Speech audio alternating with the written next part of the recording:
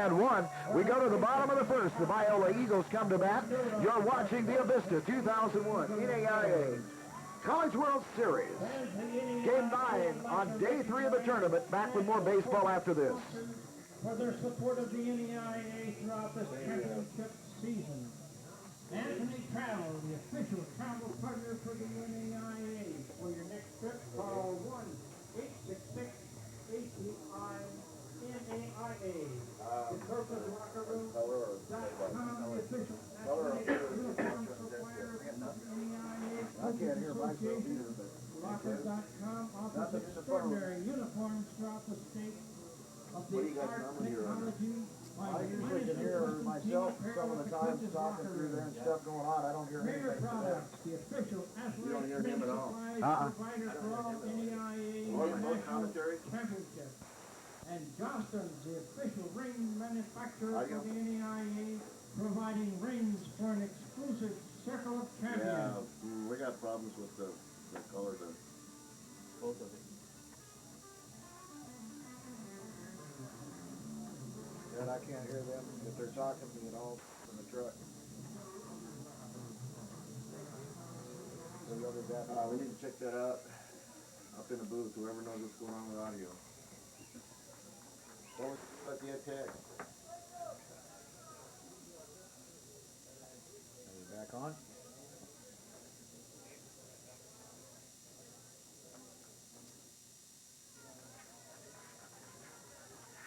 Okay.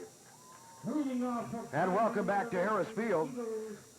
Sean Emery, Ryan Dio doing another game at an exciting 2001 College World Series. Slightly cooler today. Much cooler, a little bit of cloud cover in the air. We're not in the sauna anymore, and that kind of helps up here. A little bit cooler for the fans as well, and for the players. Not get drained as much. David Munoz leading off the bottom of the first by Biola. Upstairs, ball 1. Pitching for Dallas Baptist. Tall young man, right-handers. Corey Morris, 7-5 on the year, high ERA, but seemed to put up a lot of strikeouts. Here's the 1-0. That pitch down the middle, slow call by the ump. Strike 1, 1-1 to count. Good curveball on the inside right there. Wants to try to establish that early. That way he has the hitter stinking a lot at the plate. 1-1 on the way. That's upstairs and out. Ball 2, 2-1 to count now from Morris. With a 5.06 ERA, it's a little bit up there, but like we said earlier, 75 strikeouts on the season, so I think the coach will take that. Here comes the 2-1. And low ball 3. A lot of pitches thrown by Morris when you have, 69.1 innings. He did have 75 strikeouts, which is a good ratio by far. 38 walks, though, in just over 69 innings. Quite a few walks. Here's the 3-1 on the way to Munoz. Fouls back to the backstop. Strike 2. The count is full. On deck will be the third baseman, Jake Kruger, and the pitcher who will be hitting for himself. We saw that with Ben Orr yesterday. Jonathan Rowenhorst played good center field and does a little good work with the bat also. Here's the full count. Fouls it into right the right side of first base. Good hustle for the Dallas Baptist first baseman, Chad Schindel. But too far to go, and it's out of play, so the count stays full, 3-2. Good work by Munoz to lead off the game. So far, 7 pitches he's seen. The rest of the batting order is going to get a chance to take a look, see what Morris brings. That's what you want your leadoff hitter to do, see a lot of pitches, make him work early. Munoz is doing a good job of that. Munoz, 11 homers on the season and 58 RBIs. Some good pop for a leadoff man. We got audio problems in the booth. And there's shot off the home plate in his ankle. A little sting on the morning, and the count will stay full. Munoz staying alive here in the bottom of the first. Just underway, no score. Dallas Baptist, couple of runners on after 1 out, but a 5-4-3 double play turned by Biola, and they get out of any trouble. Here comes the full count pitch, and that's strike 3. Munoz may not like that call, but a good pitch. Munoz might have thought the ball was a little bit low. It was right down the middle of the plate. Strike 3. Good pitch by Morris. 1 down. Jake Kruger, number 20, coming up, the third baseman now, batting number 2. He'll step in. Kruger, the third baseman, hitting .320 on the season.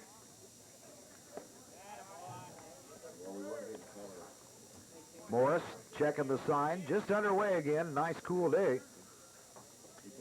for baseball. Here's the first pitch, upstairs high inside, ball one. Good work by Cougar to turn in on that pitch, knowing it's coming at him. Willing to take one for the team. 5 stolen bases by Kruger on the year. Not a lot of pop in his bat, but a good defensive player in the field playing third base. Good speed also. Here comes the 2-1.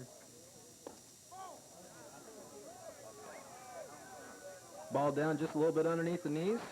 3-1 count.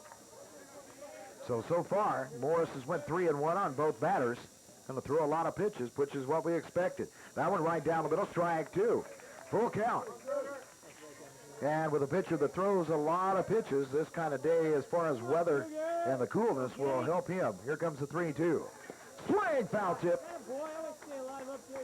Catcher couldn't hold on to it, so Kruger stays alive. A lot of confidence in Morris to be able to come out with a curveball on a 3-2 pitch. Kruger's able to foul it off, get another one. Biola Eagles, coached by John Verhoeven, out of La Miranda, California. 46-12 now with their tournament play. First appearance ever to the College World Series. Kruger steps back in. Here comes the pitch from Morris. 3-2 on the way. Little chopper to first base, off the bag. Quick throw to the pitcher, tried to slide in feet first, but not in time, and there's 2 away in the bottom of the first. Good work by the first baseman. He fielded it on a big hop. Pitcher is able to cover the bag. You can see the bounce, high chop, and got that could have turned in a little more problems with the ball bouncing off the bag like that. Could have went anywhere. Credit Morris for getting off of his mound quickly to cover. You never know. Jonathan Roadhorse pitching today, trying to help his cause. Steps in, batting from the left side. Here comes the pitch from Morris. First one right down there, strike 1. So Morris starts out the first batter, the third batter actually, with the first one he started out ahead in the count. And we're playing catch back and forth here. Poor Morris, the catcher threw it past him over his head, and then the shortstop threw it past him. Let's play keep away. Fortunately, nobody on the base. Maybe giving Morris an extra second to calm down. Roadhorse steps back in. Here's the pitch from Morris. Outside corner, strike 2. The 0-2 now. On the pitcher for the Biola Eagles. Good crowd pulling in here. Biola brought a lot of fans from Southern California. And quite boisterous and noisy. Here comes the 0-2. That pitch down there, strike 3. So 1-2-3, bottom of the first inning for Biola. So no score, just underway again. We'll go to the top of the second. Dallas Baptist coming to the plate. You're watching the Avista 2001 NAIA College World Series. Back with more baseball after this.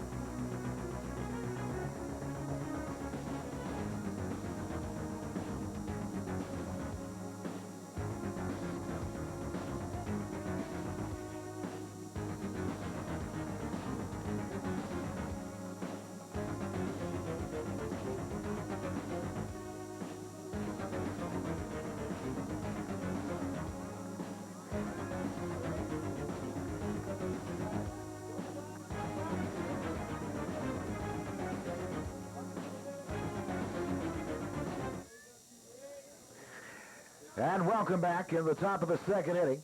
Oh, got a hit batter in the first one of the game. Dallas Baptist batting in the top of the second inning. Got a couple of hits in the first. Couldn't bring him in. A double play. 5-4-3. Got out of the inning with no runs scored. On the mound, Jonathan Roanhorse for Biola.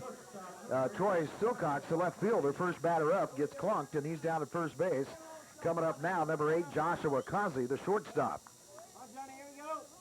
Roanhorse was able to work himself out of a jam in the top of the first. So far, he hits the first batter. Brings up the shortstop. Kazi steps in, quick toss to first. Whoa, good close call at first. Looks like Silcox dancing out there, wanting to get a big lead, moving quite a ways from the bag. Here comes the pitch on the way. That's down there, strike one. When you're leading off of first base, balk was called. Uh-oh. The runner's going to advance to second on the balk. Well, we didn't see any balks yesterday, I believe. I think we had one yesterday. But on the Friday's game, we actually had one pitcher, Powell, I believe it was, from Ohio Dominican or Mobile, but had 2 balks right in the same inning. That first day's action in the 4 games, we saw 4 or 5 balks throughout the day. So pitchers making a motion without going to home plate can advance the runner. Nobody out. We're in the top of the second. Dallas Baptist at the plate. Kazi, the shortstop, squares the bunt. Strike 2. Again, the box in Troy Silcox, who was clunked on the arm by Jonathan Roanhorse, pitcher for Biola. At second, good sharp base hit. Could bring him in for the first run of the game. Kazi, a sophomore, 361 average. He'll step back in. Here comes the 0-1. Squares again to bunt. That one inside, and the count even up 1-1. Again, I'd like to thank everybody tuning in to Channel 13. More games. 3 more after this today. Good lineup. First 2 games, there'll be an elimination game for one of the teams, or 2 teams actually, with the winner's bracket coming this afternoon. There's the bunt on the 1-1. Good play off the mound by Roanhorse. Gets it fired over to first base, and there's one away. But Kazi gets his job done, advancing Silcox from second to third. And now there's one away. Good work by Kazi to bunt the ball right down the line, far enough for the pitcher to have to come off of his hill. Runner was able to advance to third base. Well-executed sacrifice bunt. Coming to bat now, third baseman for Dallas Patriots, the Dallas Baptist Patriots, out of course, Dallas, Texas. I would hope so. If they weren't, we have a news story. Here comes the first pitch on the way to Sly. And that'll be ball 1 upstairs. Roanhorse kind of losing his curveball here in the top of the second inning. Plunked the first batter. That one was up and in. Needs to get a little bit more control. Throw it for some strikes here. Catcher's on deck, Mike Dilly for the Patriots. Strike 1. 1-1 account. Fastball seems to be working quite well. Patriots come in with a record of 39-17. Did not play Friday. Played a tough game against Western Oregon, who's looking impressive in their first 2.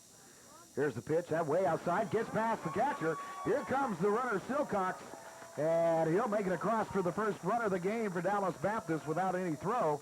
And a wild pitch, and now got it way away. Looked like Roanhorse might have slipped a little bit off the mound. Good job by the Diamond crew to get this thing going. Of course, it was covered with the tarp, but again, still a little dampness. Couldn't be out there. It's damp in the air right now, so we haven't got up very high in the temperature. Throughout the afternoon, that'll change a little bit. For the morning game, it's still a little bit cool. Here's the pitch on the way to swing and a miss. Strike 2 to Slide. 2-2 to count. High fastball up around the letters. Tried to catch up to it, was unable to do so. It's a 2-2 count. 340 average. Here's the 2-2. Fouls it off to the left side toward the dugout. Sends his teammates scampering. So if anybody was asleep at this early hour, I guess they're awake now.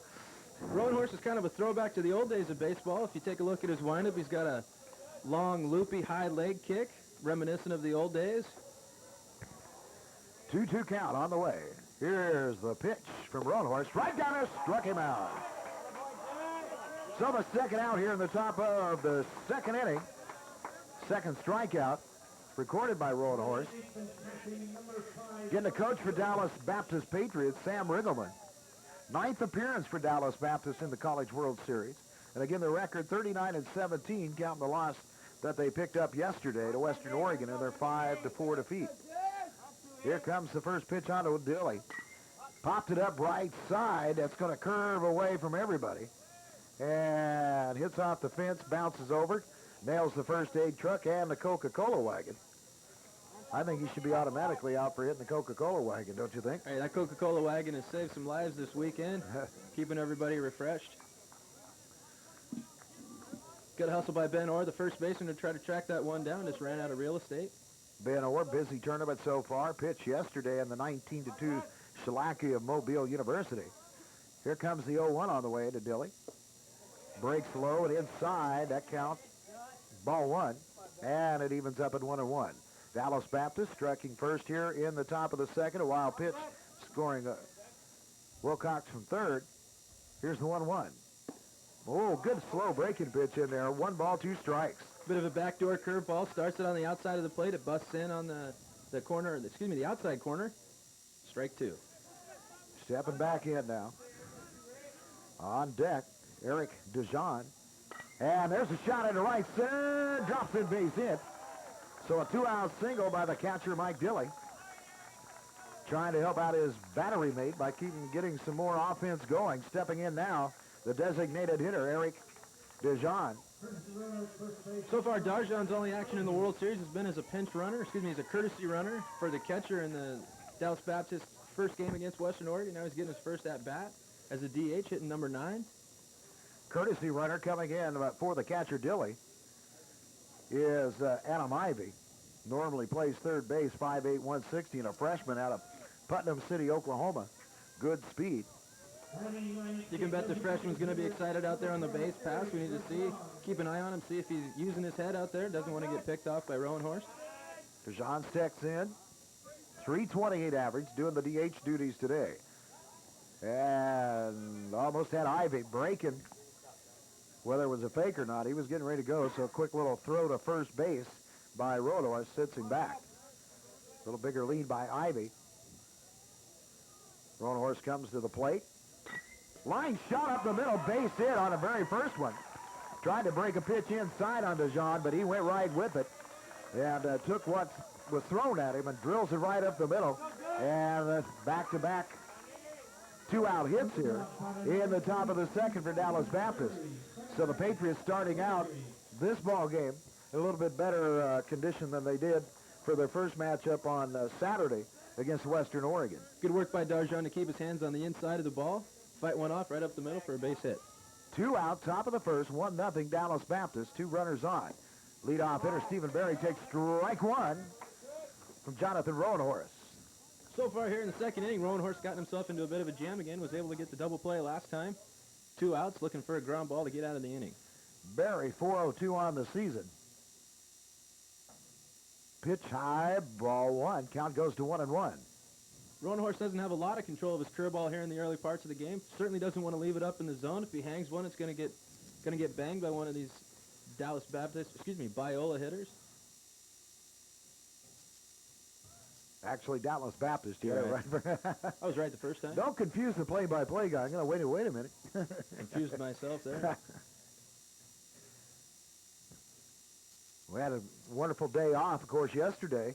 Tell the folks listening and watching in what went on down at the ball field. We didn't have any games, but some other exciting stuff for youngsters went on. Well, the NAIA likes to put on a mini camp for the kids 12 and under. The teams came to the field from 1 to 2:30 yesterday, put on a baseball camp. The kids loved it.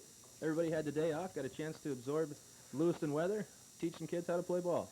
Quick move back to second, and out of there. They got Silcox, got caught off in a beautiful move by Rowan Horst, and also the shortstop blocking the base off for no chance to get back in there. So the final out. So a couple of hits with 2 outs.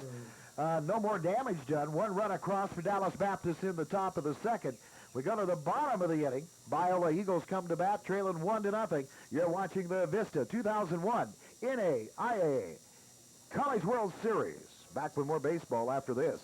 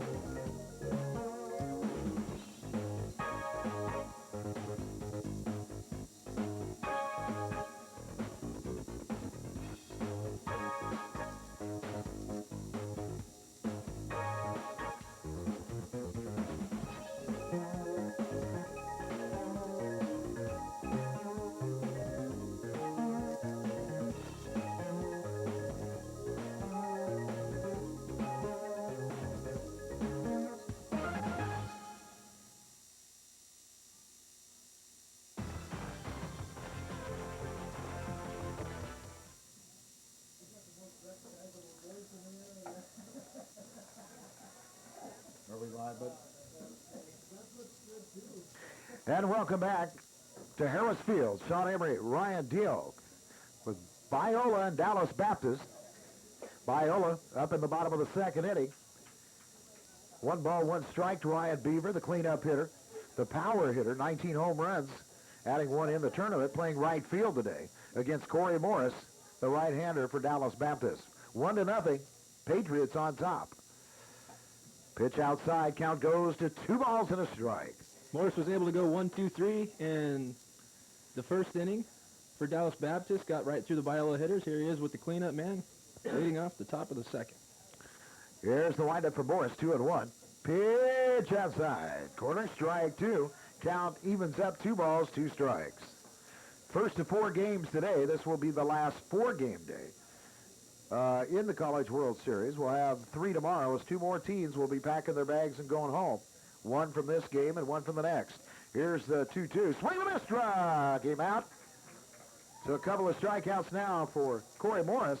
And as we said going into this game, even though his ERA is high, he has a lot of strikeouts, 69.1 innings, 75 strikeouts.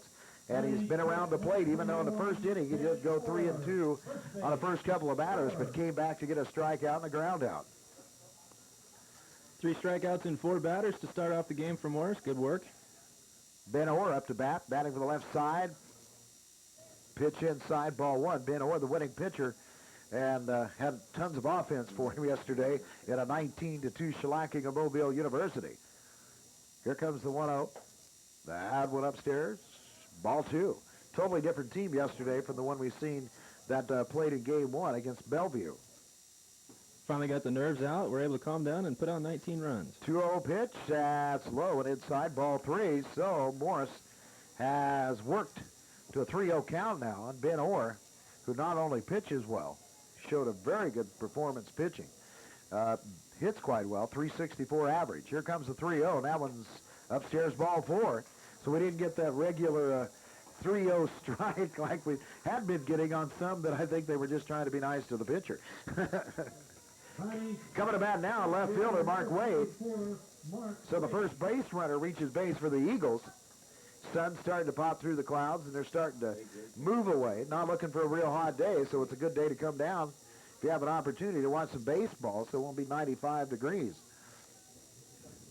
First couple of days of action were quite hot. Today seems to be a little bit cooler so far. Players are enjoying it. The fans are enjoying it. Runner at first. Square in a bunt is Wade. Misses that one, but they're going to call a ball, so he didn't get all the way around. 1-0 the count.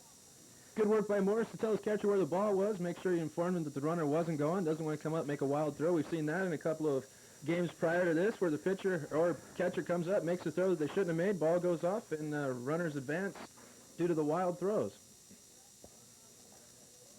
Second baseman for the Patriots come in to talk to his pitcher. Calm him down a little bit. Stephen Berry. So we have a 1-0 count now after throwing 4 straight balls. That one's down there, so in the middle, strike 1. So after throwing 5 straight balls, evens the count at 1-1 on Mark Wade, the junior, playing left field.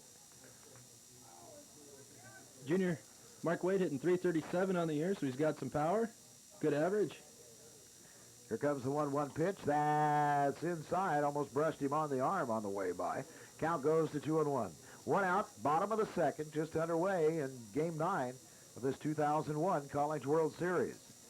LC will play later tonight in the 7 o'clock game.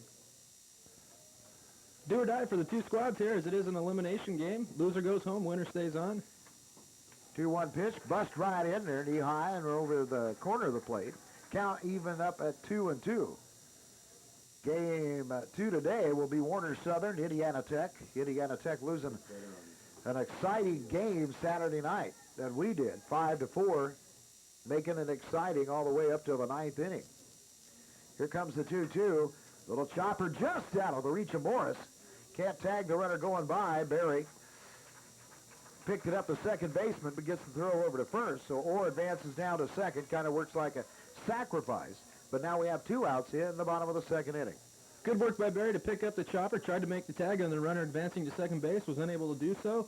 turn, made a good strong throw to first base, got at least one out, so there's 2 down here in the bottom of the second inning. Brian Jones, second baseman now for Biola Eagles, steps in. His first plate appearance of this game. Good little defensive second baseman. We've gotten to watch him play a couple of games. Morris checking the signs from his catcher. Here comes the first pitch on the way, and that's low ball 1. 1-0 the count. So Morris, of the batters he's faced, has only started out ahead of a batter on one occasion so far. We've talked all series long about how important it is to be able to get a 2-out hit with runners in scoring position. This at-bat's no different than any other. 1-0 on the way. The ball gets away from the catcher. And Orr advances up to third base. So another wild pitch, first by Morris. Unfortunately, the runner was his second, so he only advances to third, so he still has an opportunity to get out of this inning without giving up a run with 2 down. Ben Orr, 90 feet closer to home plate. Now he's standing on third base again. 2-out hit would be big for Biola as they're down 1-0 to Dallas Baptist.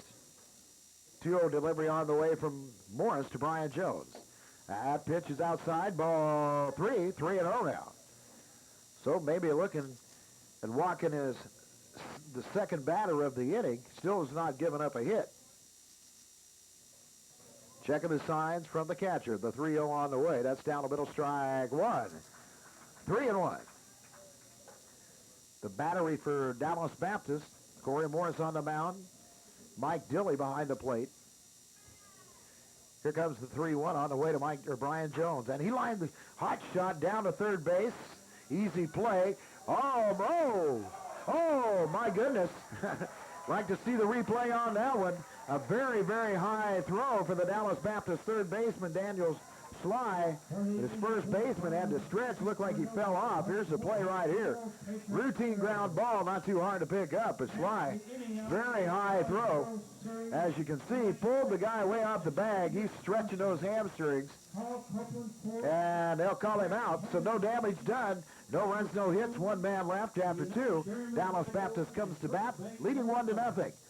You're watching the NAIA 2001 College World Series, sponsored by Avista. Back with more baseball after this.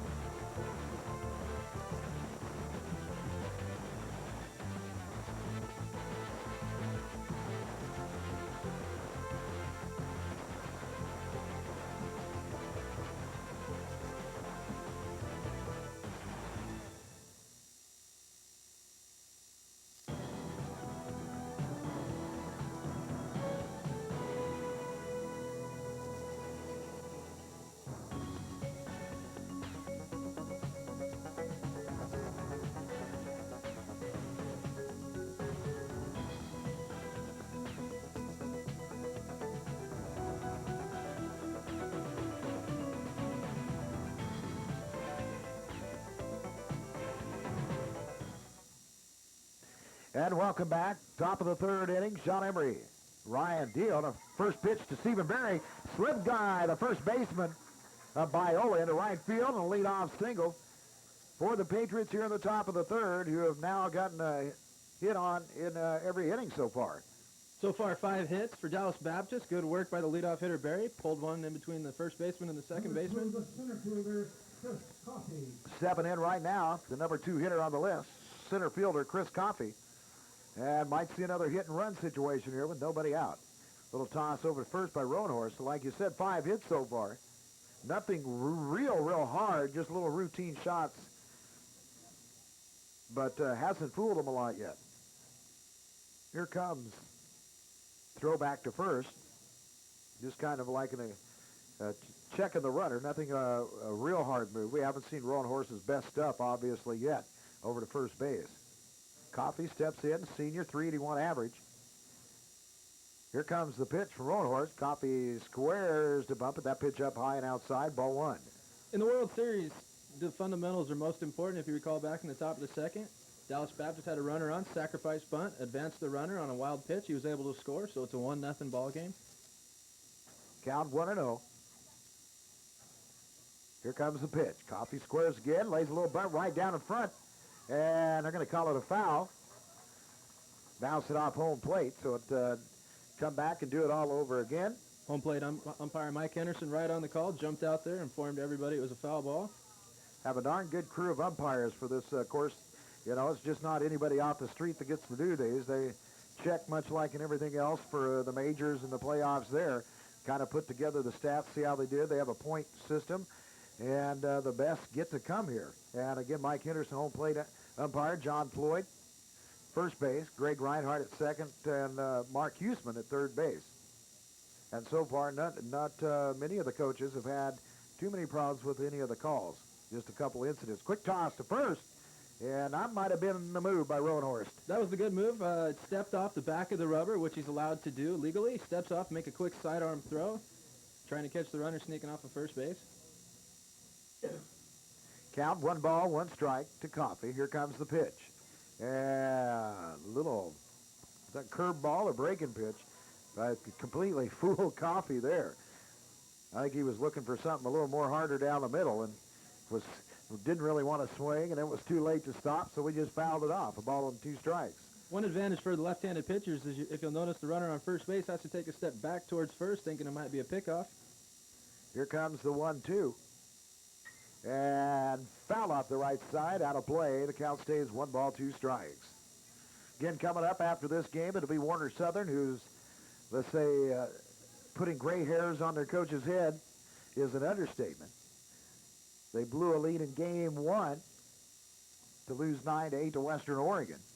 There goes the runner. They haven't picked off. Throw down to the short, drop the ball. And so the runner for Dallas Baptist took off, and again they had the pickoff, but unfortunately you have to catch the ball to make the tag, and I think the shortstop for Biola, David Munoz, was trying to make the tag before he actually had it in the glove. There you see the replay. Perfect. They had him picked off. And the throw down there, plenty of time.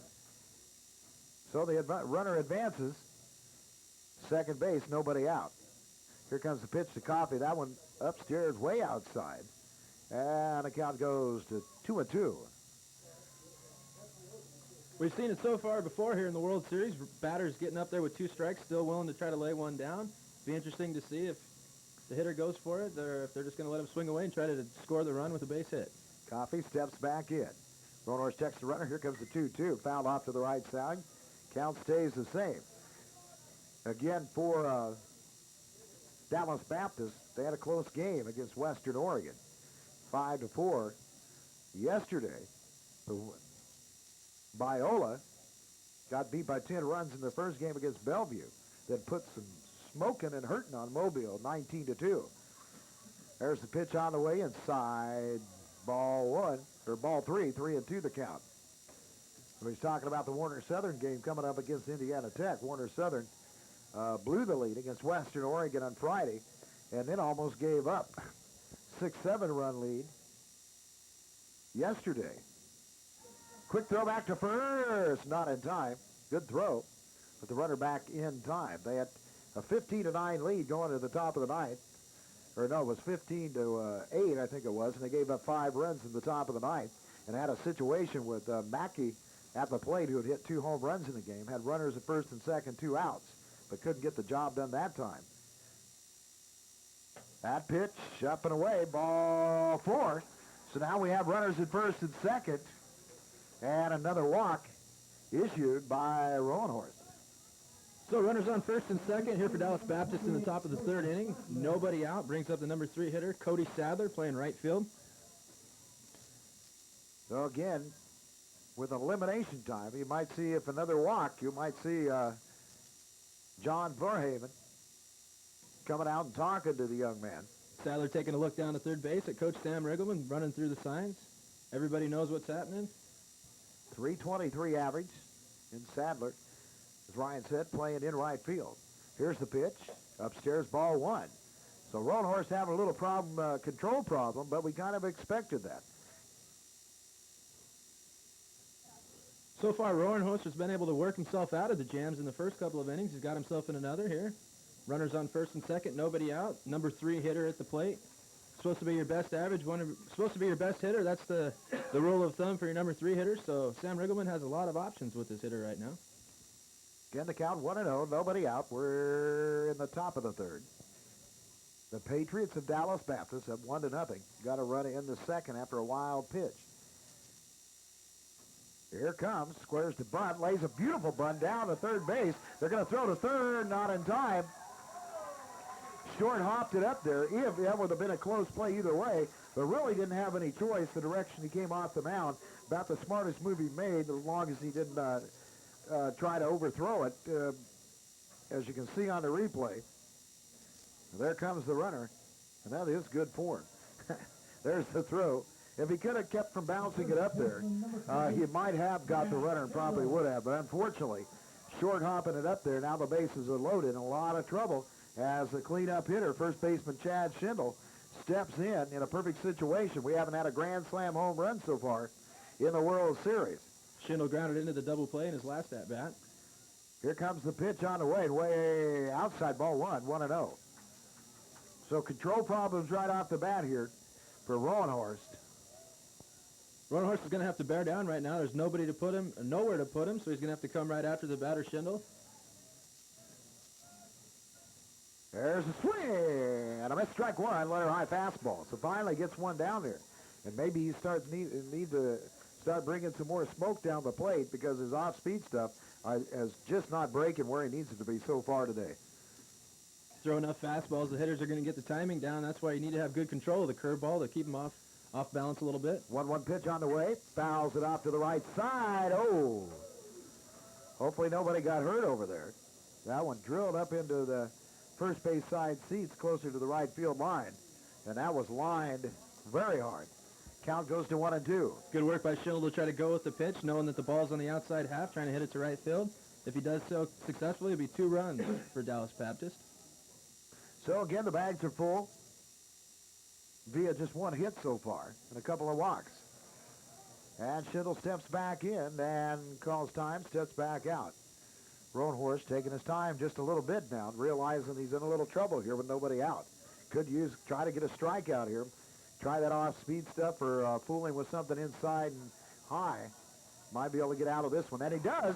Strikes him out. So a step in the positive direction there for Rowenhorst. Comes up with his 3rd strikeout. And now he has 1 away. And if he can keep this ball down, as Troy Silcox comes up, he scored the only run on a wild pitch. And now if you could get a double play, Rowenhorst could get out of this inning without any more damage. We have a timeout as Borehaven and the catcher will go out and talk to the young man and say, hey, now you got 1 down, bases loaded. Let's don't hang anything up there for anybody to drive into the outfield. Coach Verhoeven has to like the matchup that he has right now, lefty pitcher against a lefty batter. Certainly wants to have Rowenhorst keep the ball down, get a ground ball, double play, get out of the inning unscathed. He's been able to work out of a couple of jams so far. Let's see if he can do it again. Okay, every meeting of the minds is over. Stepping in the plate, Silcox, left fielder, batting from the left side. Lefty against lefty. 1 down now, top of the 3rd. Bases loaded. 1-0 Patriots over the Eagles so far. And we call it time. Again, plenty of time to come down here. And again, a good concession of fans in the stands. Fans in the stands, yes. They're going to have to start getting somebody to hold those idiot cards up for me. Here comes the first pitch. Strike! 1 on the outside corner to Silcox. Good pitch by Rowenhorst. Fastball right on the outside corner. Gets an 0-1 count. Pitching ahead. Nice cool day for baseball. Here comes the 0-1. Ground ball to short. Can we get the double? The second over to first. And they do it. So it's just as we scripted up here. And what Borehaven wanted his pitcher to do was strike out with the bases loaded and a 6-4-3 double play and no damage done here in the top of the 3rd as Dallas Baptist cannot get a run across after loading the bases up with nobody out. We'll go to the bottom of the 3rd. Patriots still lead it 1-0. Biola Eagles come to bat. You're watching the Avista 2001 NAIA College World Series. Back with more after this.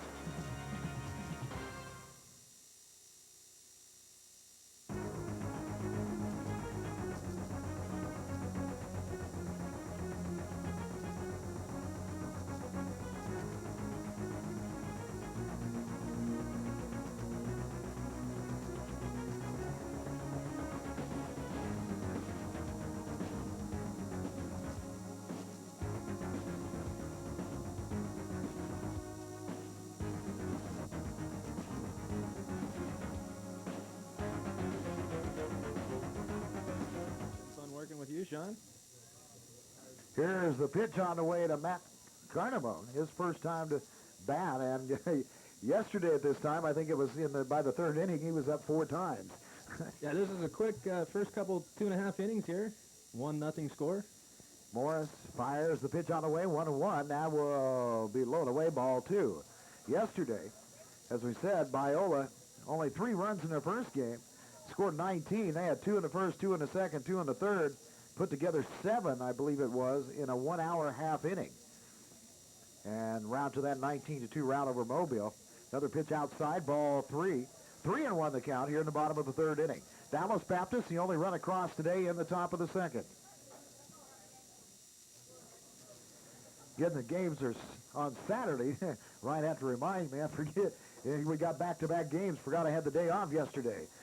3-1 pitch upstairs, ball 4. So the young man, Corey Morris, who did put a lot of walks across, 38 in the regular season and just over 69 innings, but got himself out of a lot of trouble with 75 strikeouts as well. So far, both pitchers have gotten themselves into a couple of jams. Jonathan Rowenhorst from Biola has been able to work himself out of it. See what Corey Morris from Dallas Baptist can do here in the bottom of the third inning.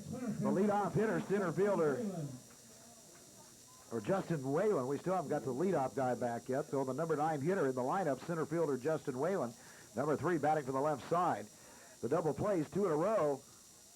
Biola has managed to turn. Now you either look at it as Dallas Baptist is blowing great opportunities to break this thing open early and kind of hurt the confidence of the Eagles.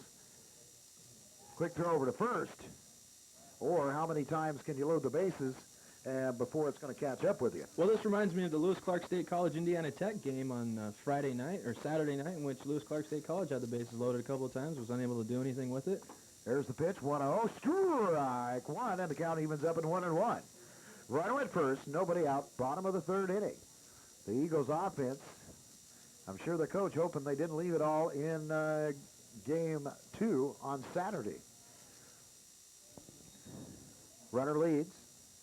Whalen, freshman, squares the bunt. That one's low and away. Ball 2, 2-1 the count now. Whalen only hitting .256 on the season, but a good center fielder.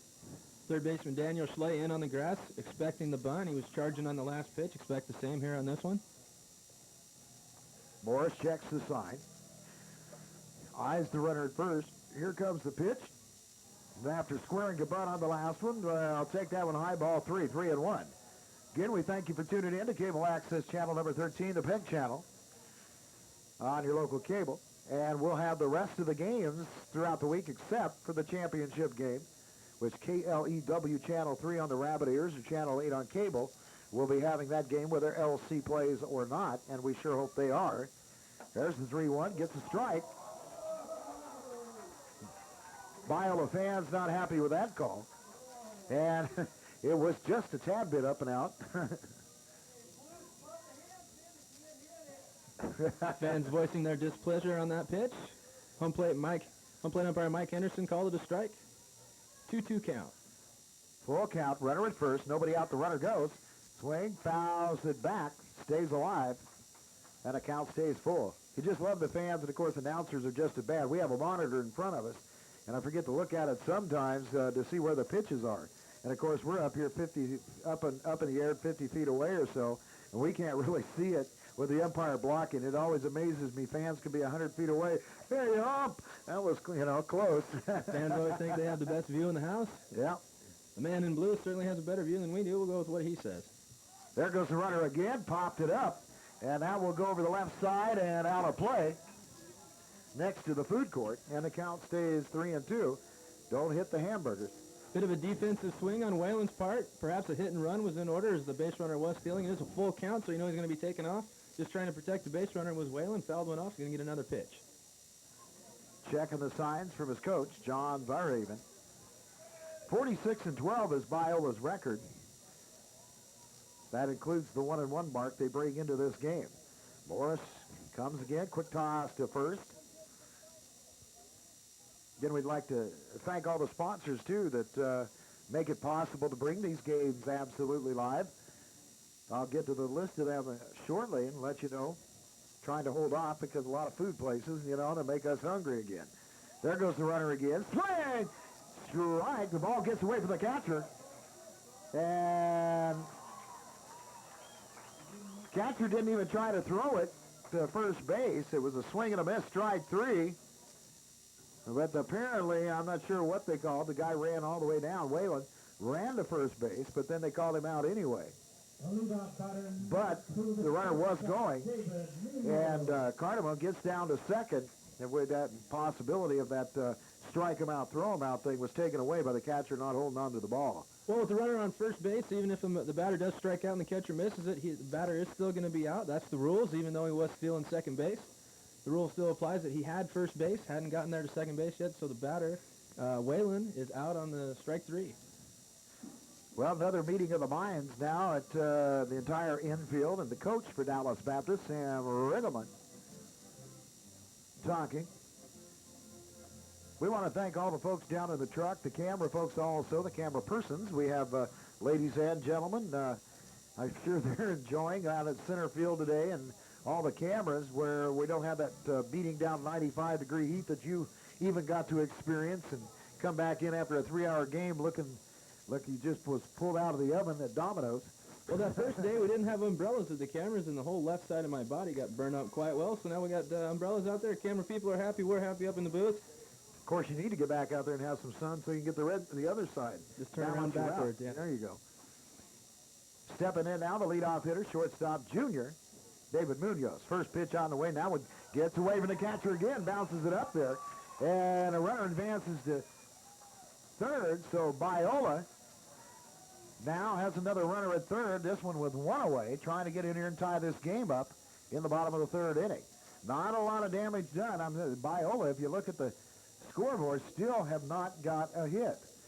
Their base runners have come from one being hit and 3 or 4 walks that Morris has tagged up there. So Munoz steps back in. The count now 1-0. Here comes the pitch to Munoz. Swing! And a miss, strike 1. 1-1 count. Good fastball. Had the home run hack on that pitch. Saw the one he liked. Went after. Not able to catch up with it. Ball a little bit up in the zone. Munoz looking to put a ball into the outfield. That way he can plate the runner and be on a sac fly or a base hit. Now Munoz 11 homers on the year and 51 RBI, so he can put that ball over the fence. Here comes the 1-1. He fouls it. Swung at something up around the neck. 1-2. Can't really get a hold of that one, especially when it's a high-speed pitch. Yeah, we've said it before here. We've seen a lot of guys taking hacks at the pitches up around the letters, maybe up to the neck there. High, hard fastball is the easiest pitch to see because it's right at your eye level, but it is the hardest to catch up to. Munoz able to foul that one off. 1-2 count. Munoz steps back in. Again, a runner third, one away. Munoz try to get something to the right side of the field or up the middle. Even if he gets thrown out, he can get one run in or get something to the outfield. Here's the pitch, and that's low away. Ball 2, 2-2 the count. But sometimes not many opportunities arise that you can get runs across.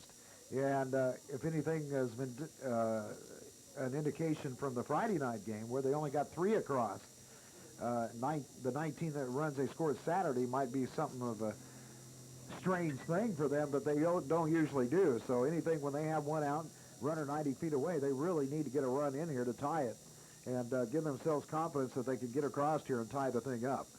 Yeah, as a coach, when your team starts to score runs like that, you hope they don't waste all the runs in one game. 19 is a lot to put up.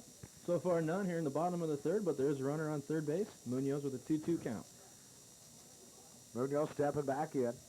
Morris checking the signs from his catcher, Dilly. Here comes the pitch. Fouls it back again. So Munoz staying real tough here. Despite having 2 strikes on him, he's fouling off some decent pitches to stay alive. Getting to see what Morris is going to bring. So far, he's trying to come after him with a high, hard fastball. Munoz been able to at least foul the last few off.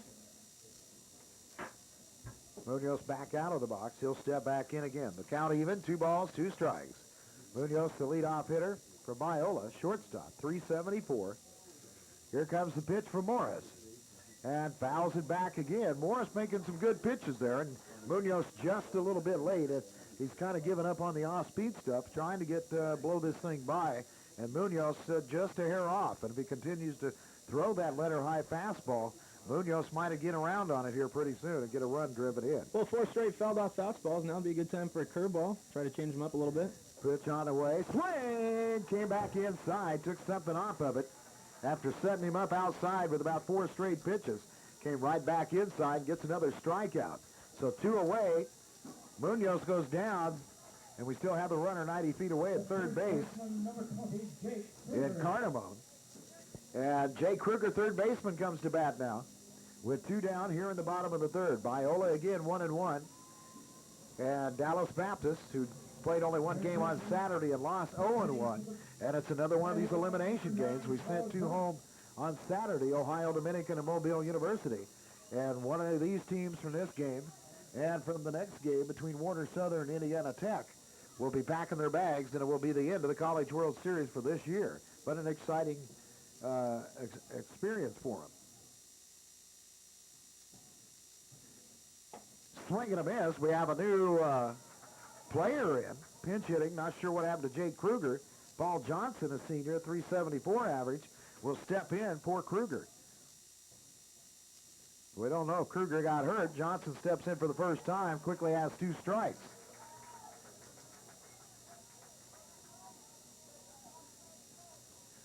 Roanhorst on deck. Here comes the pitch from Morris. 0-2 on the way. Ground ball. A little soft roller to the second baseman. Throw to first in time. And so with that 1 out, Biola Eagles got a runner to third base but could not get him in. As a strikeout, a ground out to second ends the bottom of the third inning. So Biola wastes a chance at trying to get this thing tied up. We go to the top of the fourth. Dallas Baptist leading the Eagles 1-0. You're watching the Avista 2001 NAIA College World Series. Back with more baseball after this.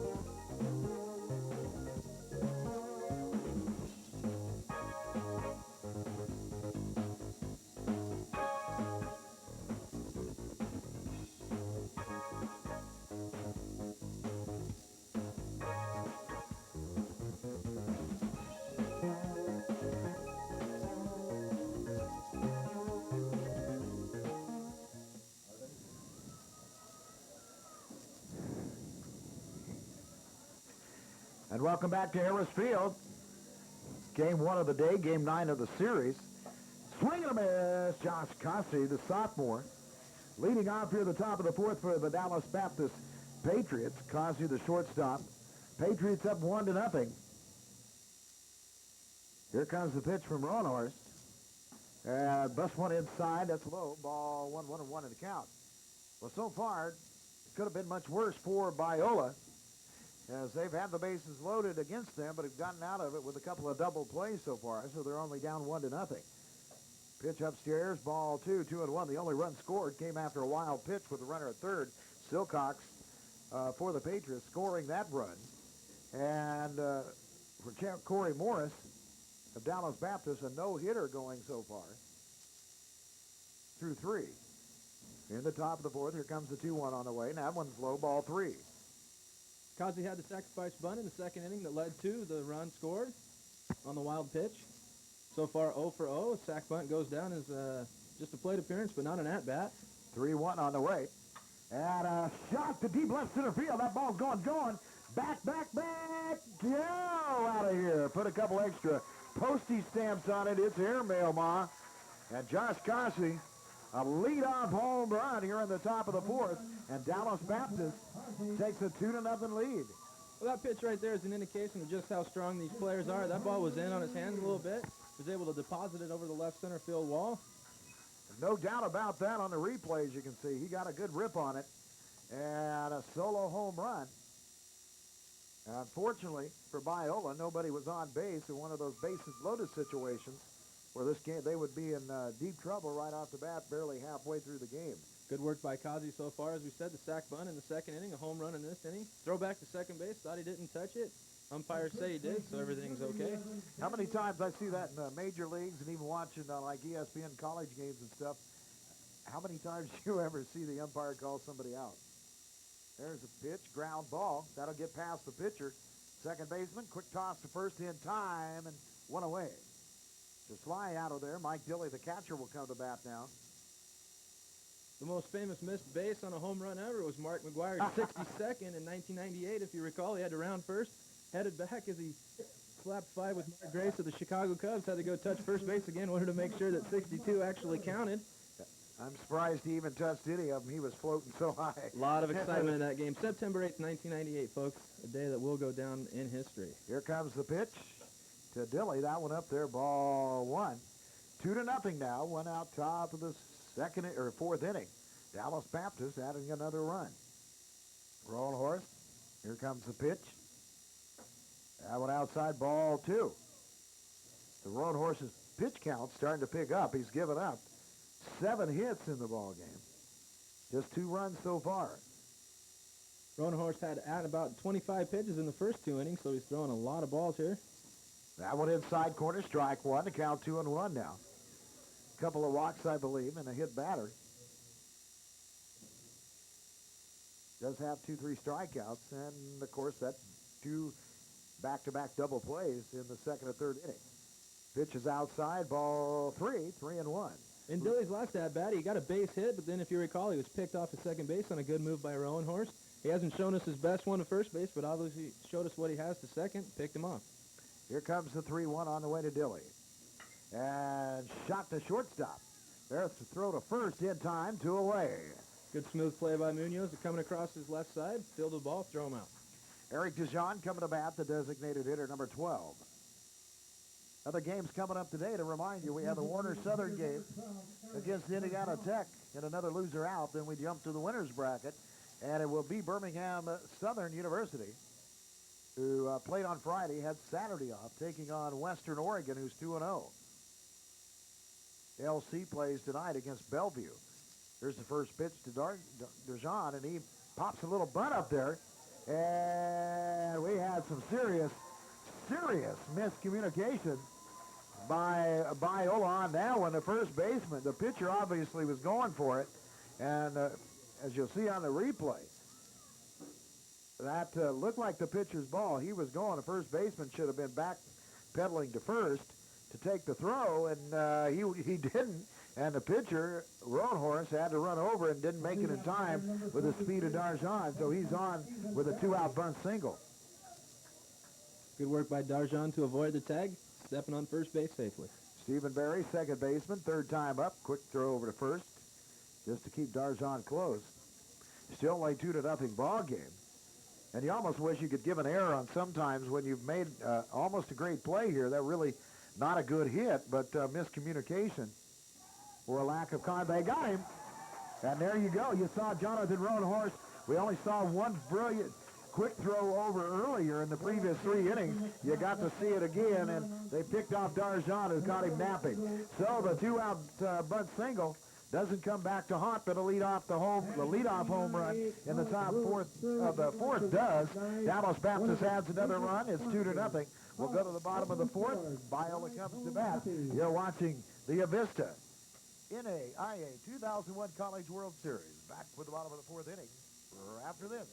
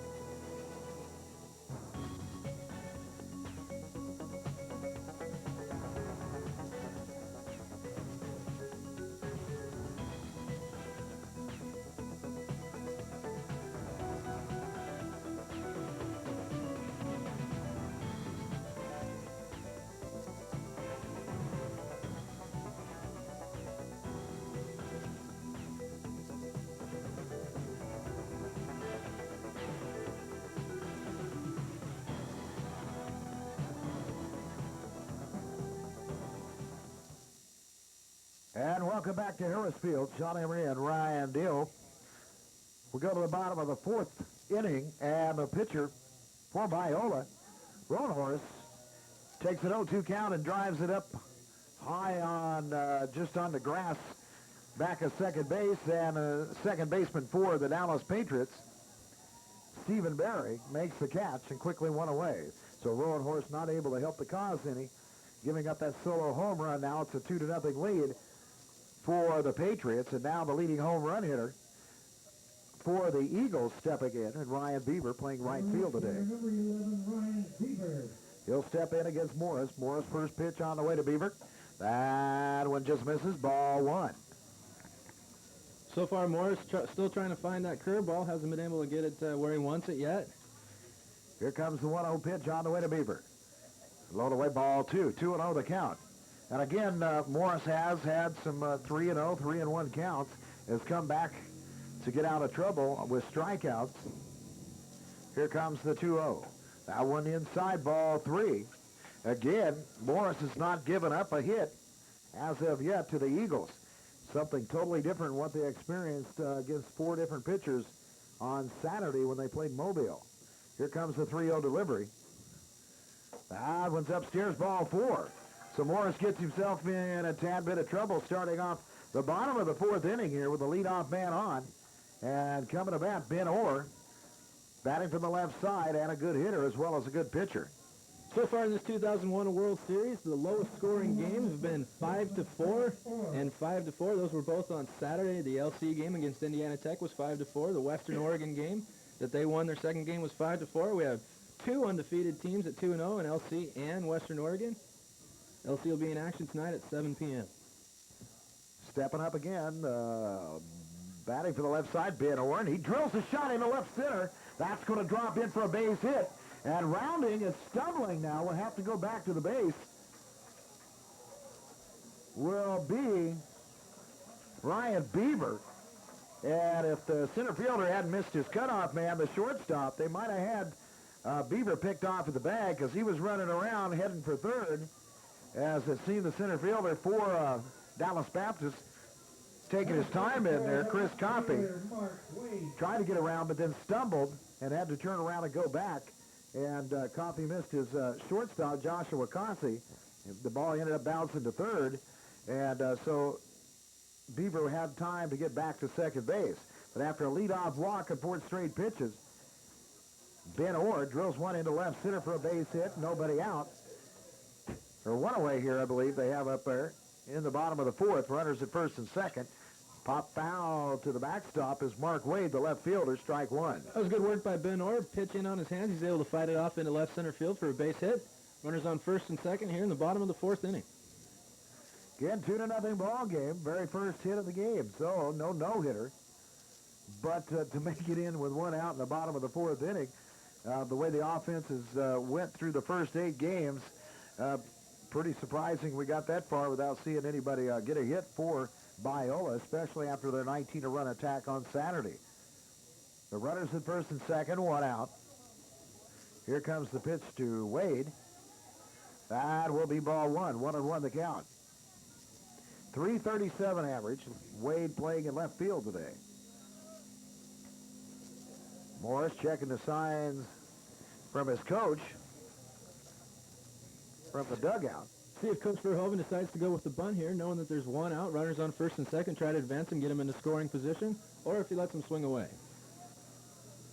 Here comes the 1-1. And fouled off to the right side, strike two. Mark Wade's certainly not going to get cheated on his hacks. He's up there to swing, finds the pitch he likes, and he's going to go after it out of the way. Now with 2 strikes, probably needs to choke up on the bat a little bit, gain a little more bat control, try to put a ball in play, hopefully to the right side. That way his runner from second base can score on a base hit. Count 1 ball, 2 strikes. First of 4 games today on Channel 13. Runners at first and second, 1 down. We're in the the bottom of the fourth inning. 2-0 Dallas Baptist. Here comes the pitch on the way, fouls it off to the right side again. Oh, there goes the TV truck. That one just over the top. The Jetta MPV. Again, a great job from all the sound, slow-mo, replay, and camera folks. And reminder, most of the people working this are all volunteers, including us up in the booth, That's right. helping out with this World Series. If this is volunteering, I'll do it anytime. 1 ball, 2 strikes. That one's outside. Count evens up at 2-2. And again, remind you that without the fine folks at A&W, Arby's, Main Street Grill, Taco Time, Tomato Brothers, Rosauer, Zanies, Waddell and Reed, Sprint, PCS, and Les Schwab, we wouldn't be able to do this game or any of the games during this World Series. Not to mention our title sponsor, Avista, helping us put on the 2001 College World Series here at Harrisfield. Mark Wade steps back in. Count 2-2. Morrison's pitch on the way. Wade wanted to take a look at that one, but checked his swing, and good thing he did.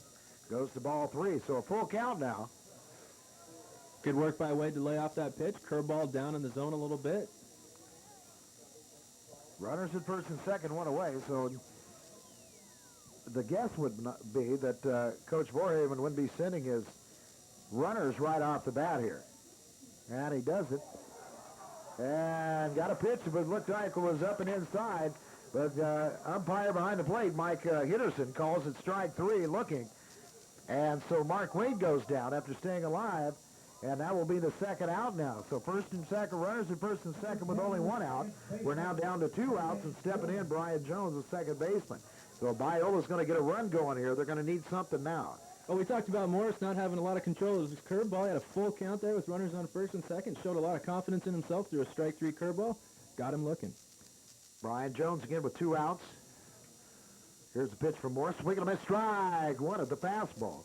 One of the things that Biola did in their second game on Saturday was come up with a lot of runs and hits after 2 outs. Here comes the pitch. That's upstairs, way high, ball 1, 1-1 to count. Being successful with 2 outs is the theme of the World Series so far. We've seen it since game 1 of day 1. Batters being up there with the plate with 2 outs, runners in scoring position, need to be clutch for their team, come up with a base knock somehow, some way. Jones steps back in. Morris with the pitch. Ground ball. That'll get to the second baseman of the Patriots. Toss to first. No damage done. So the first hit for Biola Eagles in this inning, along with the walk, but they're left stranded at first and second, and no runs crossed for Biola. We'll go to the top of the 5th. Dallas Baptist, the Patriots, still lead it 2-0. You're watching the Avista 2001 NAIA College World Series. Back with more baseball after this.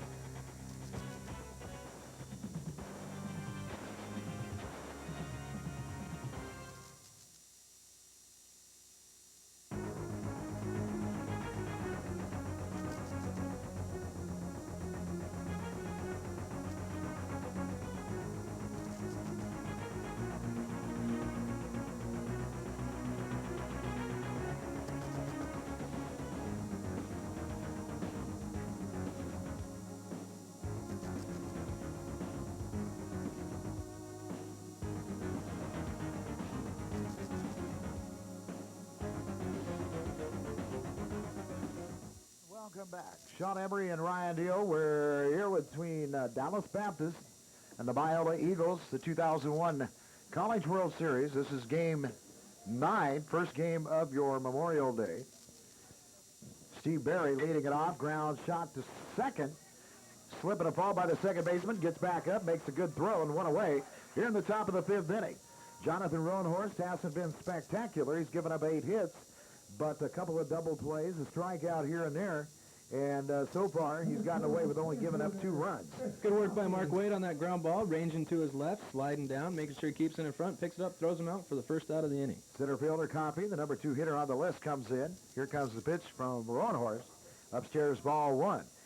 Again, like to thank everybody for tuning in. Live, I believe this is the first time the Channel 13 has actually broadcast these games live. Here comes the 1-0. That one low inside, ball 2. And quite the exciting thing. We appreciate all the folks tuning in and have called to the truck and or called other folks and let them know how they appreciated the games and haven't threatened any of our lives yet. So we aren't doing too bad. So far, so good. Still getting a little more experience every game, getting a little more comfortable here. Of course, my relatives going, who the heck's that guy? Here comes the 3-0, and that's ball 4. So another inning here where Rowan Horse starts off the inning with a runner at first base, nobody out.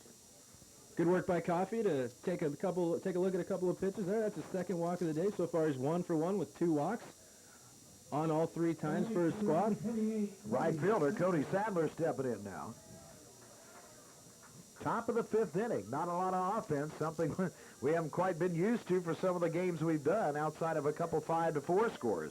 First pitch upstairs to Sadler, and now the catcher for Rowan Horse, Matt Carnamone, going out and talking to his pitcher. 5 straight balls thrown here to lead off the top of the 5th, trying to settle him down. And again, he's gotten a couple of double plays, but kind of playing with fire when you continue to put him on. That's the truth. Here comes the 1-0. That one way inside, ball 2, 2-0 to count. A lot of times in a 2-0 ball game, as this one has moved quite quickly, a lot of good defensive plays being made. Both pitchers have gotten themselves into a little bit of trouble, and less the home run hit by, who was that? Joshua Causey, the shortstop for Dallas Baptist. A lot of good defensive plays that kept him in it. Checks the runner. There's a pitch. There's a drive. Left center field. That's going back off the wall. So the runner advancing around. He's going to come on. In to score. Here's the throw to home. Go. Almost a great play by the catcher, Matt Carnamone. The throw was way late, and the runner, Barry, was way ahead of the throw, but Carnamone got his leg and his foot out there and almost pulled that shoulder back for the young man running. Sean, we've talked about a lot of times, as you can see on the replay here, rounding third base is going to slide into home plate. He's going to decide to slide head first. As you said, Mike about got his shoulder taken off. Catcher has a lot more padding than the base runner does. Usually wants to slide in feet first. Ooh, to avoid an occasion just such as that. That's a Tylenol moment. Rammed his head into the knee. Thank goodness for the batting helmet. But he gets head safe, and Dallas Baptist adds another run. It's 3-0. Good RBI double to left center field gap. Runner at second, Coffey. Chad Schindel now. That was Cody Sadler hit the double. First pitch in, low ball 1. So not a good start to this inning for Jonathan Rowanhorse. Nobody or one away, but another run across, and they just keep nickel and diming you. The Patriots do, and with no offense basically coming from Biola, they're going to have to shut this thing down pretty soon, or they may be packing their bags and heading back to La Miranda, California, with a bunch of fans that will be disappointed. They brought probably, I believe, of all the teams, the most fans. Another meeting of the minds out at home plate. While I'm doing that, I'd like to thank a bunch of our sponsors. One of those is A&W, your all-American food. Stop by at A&W today in the Lewiston Center Mall and enjoy an old-fashioned milkshake with any of their deluxe bigger burgers. A&W, where the food is as good as the root beer. And don't forget the Coney dog. Yeah, I love a big Coney dog. About 14 pounds of cheese, onions. I might have to get me a Coney dog here in between games. Step again, Schindel again. Ball 1 to him. 1 out. Top of the 5th inning, 3-0. Patriots over the Eagles. There's a pitch. Pops it up.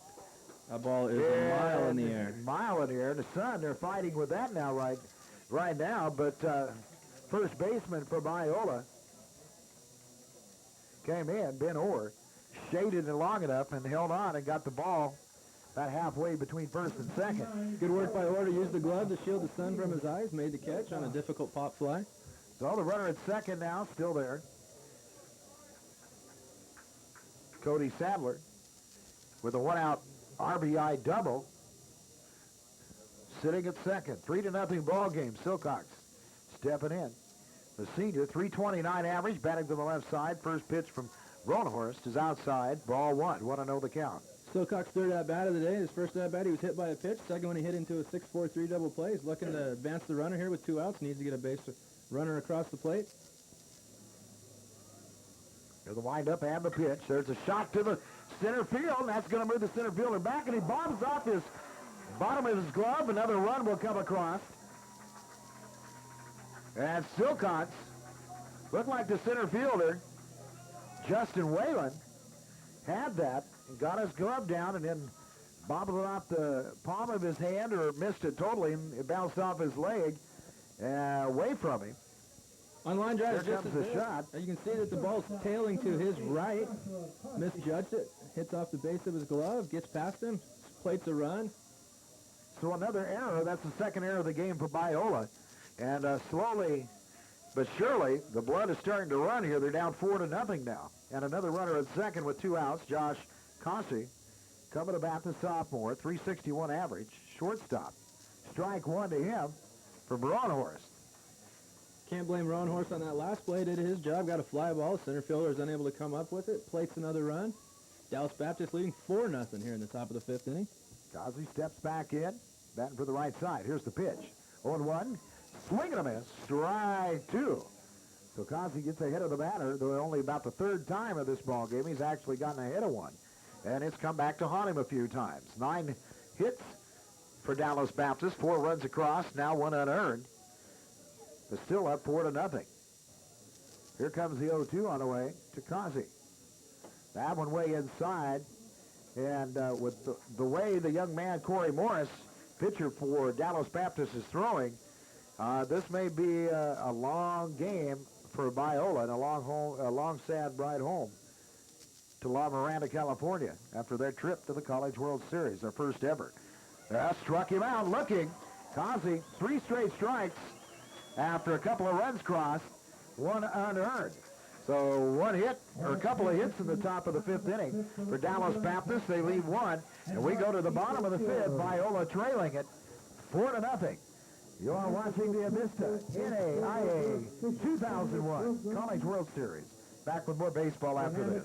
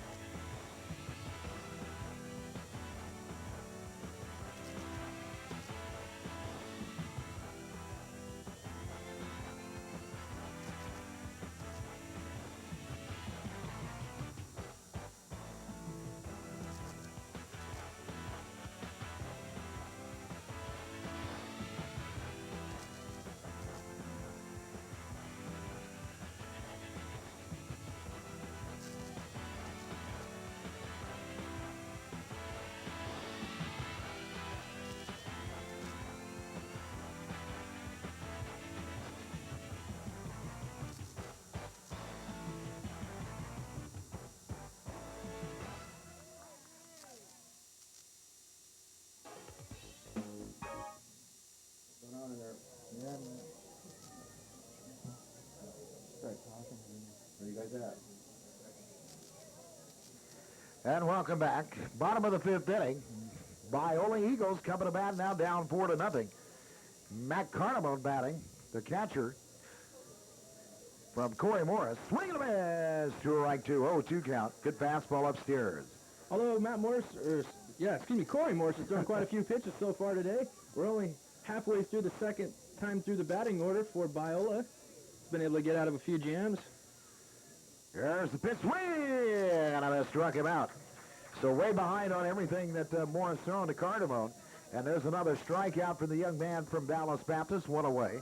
Coming to bat now, the number 9 hitter, center fielder Justin Whalen, who I'm sure would like to pick something up here, make up for a little bobble out in center field in the top of the inning that led to an unearned run. 7 strikeouts for Morris so far. So definitely everything expected. As we said, talked before, he worked 69.1 innings, 75 strikeouts, and that's a good ratio no matter what level of baseball you play. Yeah, no kidding. Here comes the 1-0. Swing and a miss, strike one. Had him out ahead of the curveball on that pitch. Whalen, a freshman, the only starting freshman for the Eagles, who have just not been able to find any kind of offense so far. And a check me, excuse me, I don't really want to swing at it, but thank goodness I did and hit it. Kind of swing, or that would have been the third strike. So 1 ball, 2 strikes. I don't know how many more adjectives I came up with that one. Well, a lot of folks might think that a freshman playing in the World Series is awfully strange, but once you get to this point, you're no longer a freshman. If your team's come this far, they expect the same out of you as they would one of their senior leaders. So look for Whalen to come through for his team. 1 ball, 2 strikes. Here comes the pitch from Morris. And a little, excuse me, pop at the home plate. And Whalen stays alive, 1-2. Probably expects something inside right now. Not wanting to waste too much energy on the foul ball, so held off a little bit. Maybe he'll get a pitch he likes. Down 1-2. Ben Orr's really, Orr's the only one who had actually the base hit, I believe. Yeah, Orr had a base hit back in the third inning, I'm sorry. Here comes the pitch. Off the right side. Over by the dugout of Biola, and the count stays 1 ball, 2 strikes. Again, Morris does not look, I was checking back to Saturday. The Eagles, 19 runs against a Mobile team that all 4 pitchers you had to feel for. You just felt every one of those arms was real tired. They used up the best arm on Friday against LC. There's a pop-up, back to the press box, stick the hands out. Ouchie. That one came right on the roof. That ball's about 5 feet away from us. Yeah, I don't Tried know. to dive out in front to keep cover for the fans here. Was unable to do so. I apologize to the gentleman sitting about 2 rows here in front of us. Got himself a souvenir to take home from the World Series. A good cameraman would have dove for that for his commentators. Well, I didn't want to get in Dan, the cameraman's way, so I decided to hang tight. 1 ball, 2 strikes. Here it comes. Swing and a miss. Struck out, they'll have to throw down to first. I'm not quite sure what Whalen was doing, but most of his swings just seemed like he was expecting something off speed, because none of his swings are very aggressive. Well, we talked about it before, Sean, that you want to get up to the plate thinking hard, meaning fastball. You want to adjust down from there on the curveball by keeping your hands back. Whalen was up there looking like he was thinking curveball, got the fastball, and on a couple of those swings, he really didn't have much on him because he didn't know that that was the pitch that was coming. David Munoz, shortstop leadoff hitter, comes up for the 3rd time now for the Eagles. 2 down now, bottom of the 5th. Corey Morris pitching a good game. Yeah, Munoz had a big home run yesterday, or Saturday. It's got to be quite a good feeling for the coach having a leadoff hitter with 51 RBIs and 11, now 12 home runs. Here comes the pitch on the way. That's low ball 1. Again, the loser goes home. The winner will stick around to play at noon tomorrow. Here comes the 1-0. Pops it up center field. That'll be short. And a center fielder for Dallas Baptist comes in, makes the grab. Chris Coffey. And a 1-2-3, bottom of the 5th inning. So Biola definitely doesn't have the offense coming today, and part of the problem is that Corey Morris brought the pitching arm, is doing a good job. He's given up only 1 hit. So we'll go to the top of the 6th inning, and probably the quickest running game we've had so far in the series. Dallas Baptist up 4-0. You're watching the Avista 2001 NAIA College World Series. More baseball coming up.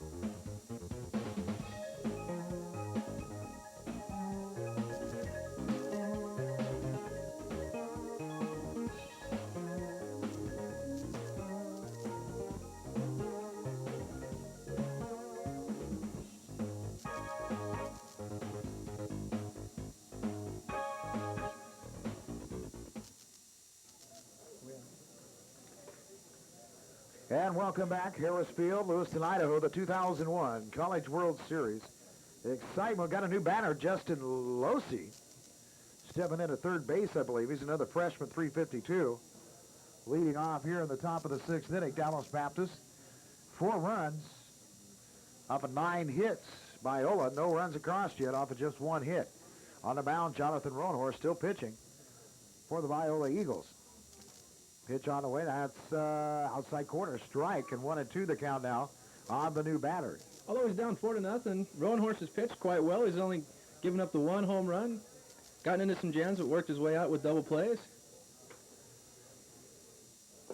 That pitch down, 2 balls, 2 strikes.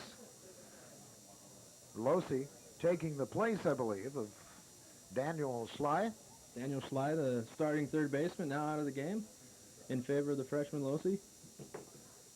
Here comes the 2-2. Now one struck him out, and another strikeout for the big right-hander, Corey Morris.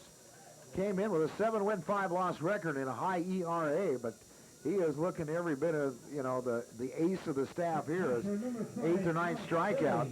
And like, again, as I said, only 1 hit, and it hasn't been, they haven't had even a chance to really be able to get anything on the bat so far. Mike Dilley, the catcher, stepping in for Dallas Baptist now against Roanhorse. Here comes the pitch to him, and that one's strike. Got my pitchers messed up here. Thought it was in another inning or something. So far, Dilley's got 1 hit and two at-bats on today's game. Got picked off at second base back in the second inning. Top of the 6th. Here comes the 0-1. That upstairs, ball 1. 1-1 to count with 1 out here in the top of the 6th. 4-0. Patriots over the Eagles. Jonathan Roanhorse is certainly a battler up there on the hill. 2 pickoffs today. Got himself out of a couple of jams. Got 1 out here in the top of the 6th. There's the pitch. Fouls it back off a home plate to the backstop. Again, the winner of this ball game will be playing at noon tomorrow. And they will play the loser of the Birmingham Southern, who's had 2 days off, against Western Oregon, who's 2-0 in the tournament so far. Western Oregon, along with Lewis Clark State College, the only 2-0 teams in the tournament. Here comes the 1-2. That one pitch just misses outside. Count even, 2 balls, 2 strikes. So the Biola fans from Southern California, quite the boisterous crowd on Saturday, kind of just sitting now, being quiet, realizing that their team's having a tough time. Little foul out of play over the backstop and back into the parking lot. Count stays 2-2 as Dilley stays alive.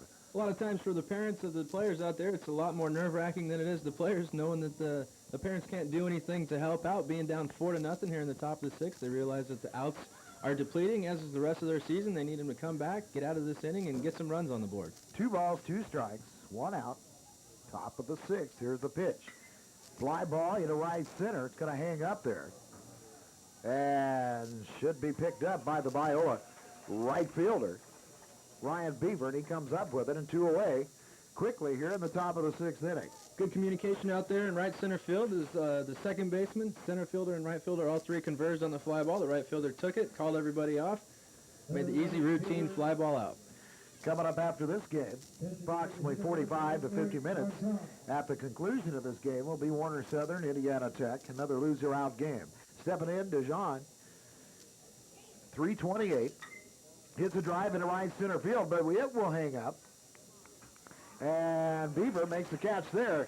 So an easy 1-2-3 inning for Jonathan Roanhorse, which he's probably thanking for that. No walks there, and had some good control.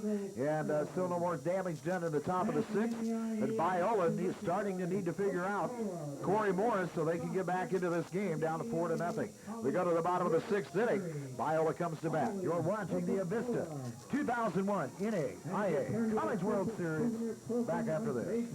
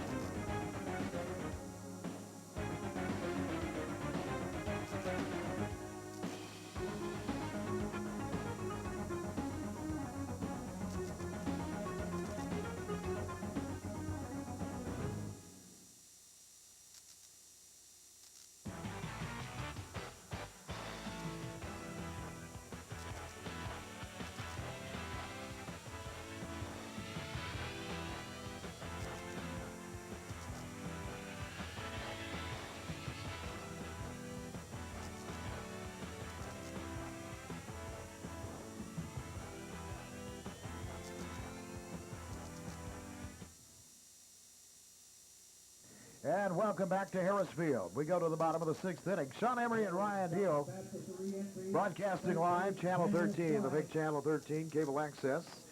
If you have your cable, whichever one it is, in town, and having an opportunity to watch all these ball games, we'll be carrying every one. Of course, you didn't catch the LC game Friday night. That was on Clue. First pitch from Morris to Kruger.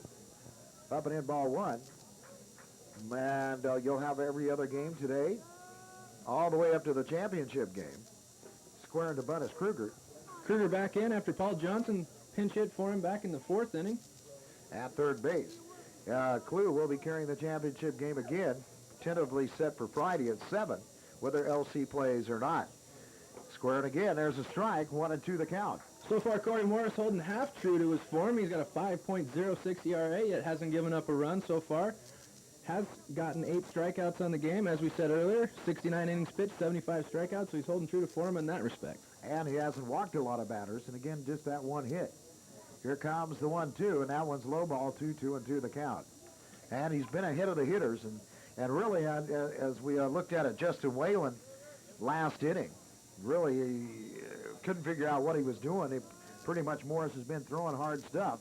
That pitch outside, the count goes to full, 3-2, and it seemed like he was looking for something off speed the whole 3 pitches he took, but struck out on all fast stuff. So far, Morris, like we said, hasn't had a lot of control of his curveball, but seems to get it across when he needs it to. Kruger stepped in. Here's the 3-2, and that one almost brushes him on the shoulder. Ball 4. So a leadoff runner on, and I believe that's the first time Morris has allowed that in this game, where a leadoff guy gets on with nobody out. He's had, I believe, Biola has had only one runner in scoring position at 90 feet away at third base, but could not get anybody in. With only one hit, you need more when you get people in position.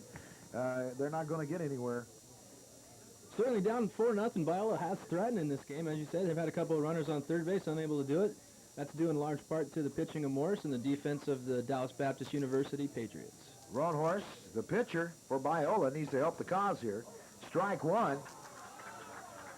Pitch is a little bit up and out. Must have caught the top edge of the strike zone. Good pitch by Morris. That's what we call the awe pitch. Biola fans going awe.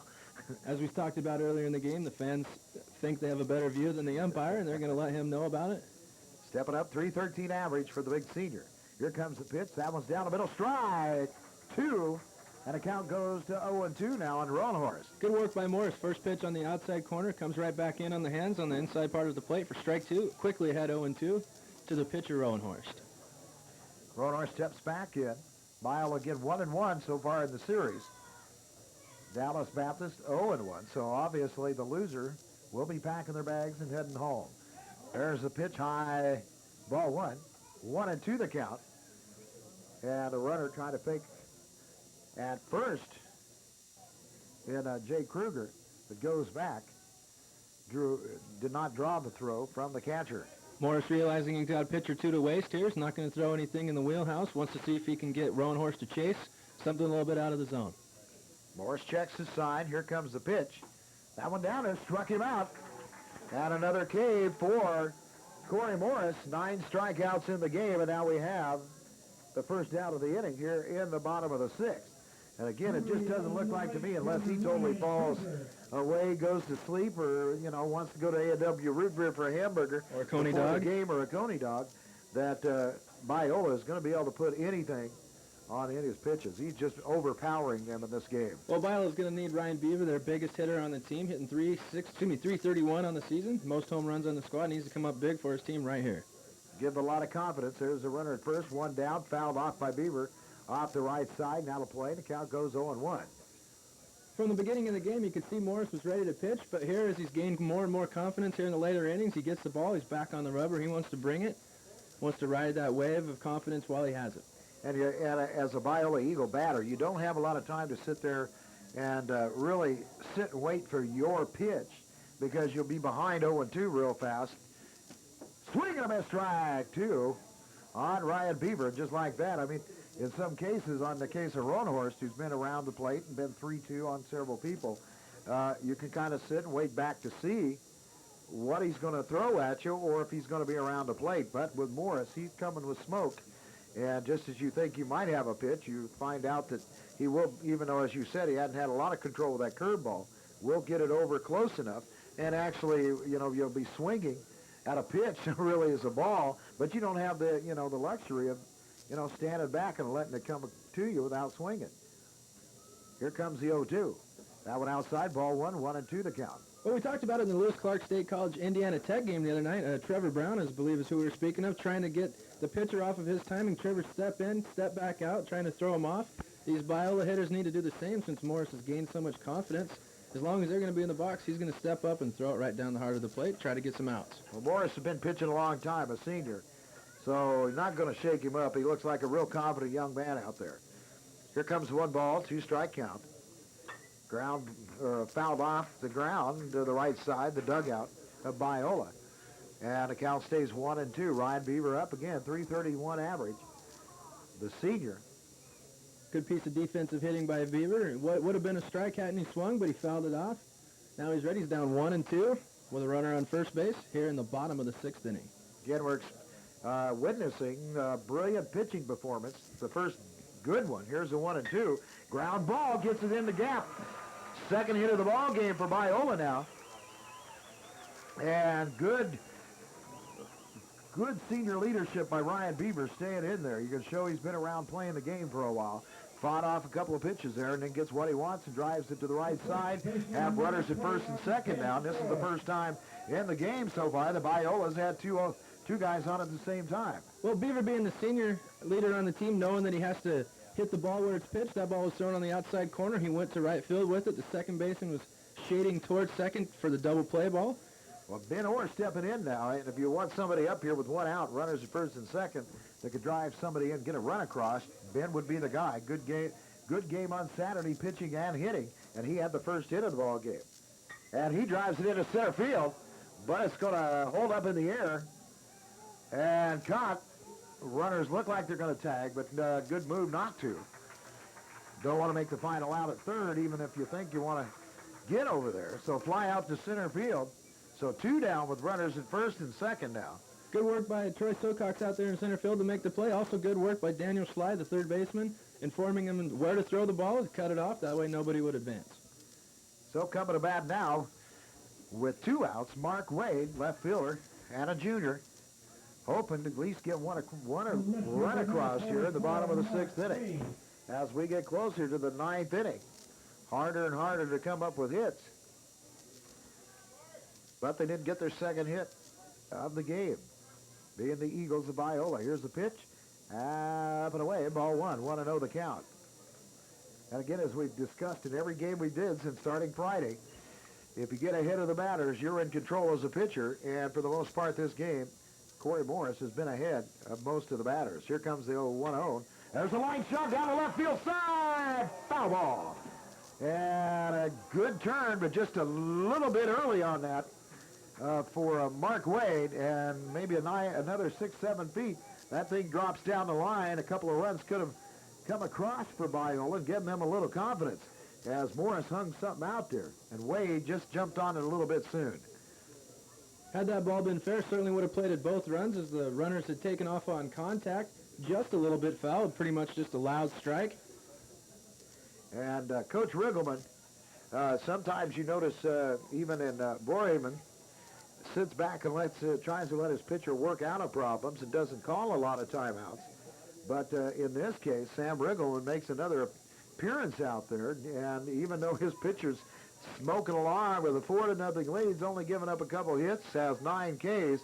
A shot like that right off the bat gets him out of the dugout and comes out and talks to his young pitcher. Certainly, had that ball been fair, it would have been cut the score in half. It's 4-0, could have been 4-2. Right now, got a 1-1 count. All it was a loud foul ball. The count 1-1, 2 outs, and strike 2. And he comes right back, not shook up by that little foul ball line drive, and quickly, Mark Wade in the hole, 1 ball, 2 strikes. It's fun watching Morris up there on the hill hopping around on that strike. He knew it was strike 2. He's ready to go. Here comes the 1-2. Not wasting any time at all. Like got almost aggravated him that Wade hit it. You know, I'm telling you, from the beginning of the game to now, Morris has gained more and more confidence, hasn't lost anything on his fastball. Still hasn't got a lot of control of the curveball, but it hasn't hurt him yet. 2 balls, 2 strikes, 2 outs. Bottom of the 6th, 4-0 game. Patriots of Dallas Baptist trying to stay alive to advance to the noon game tomorrow. Biola trying to stay alive, try to get from behind. Runners at first and second. No good, and there's strikeout number 10. So Corey Morris, fans of Biola didn't like that call, but that was a good pitch. Put it right where he needed to, and as I said, strikeout number 10. No more damage done. 1 walk, 1 hit. Both of them are left for Biola. We go to the top of the 7th inning. Dallas Baptist still on top, 4-0. You're watching the Avista 2001 NAIA College World Series. Back with more baseball after this.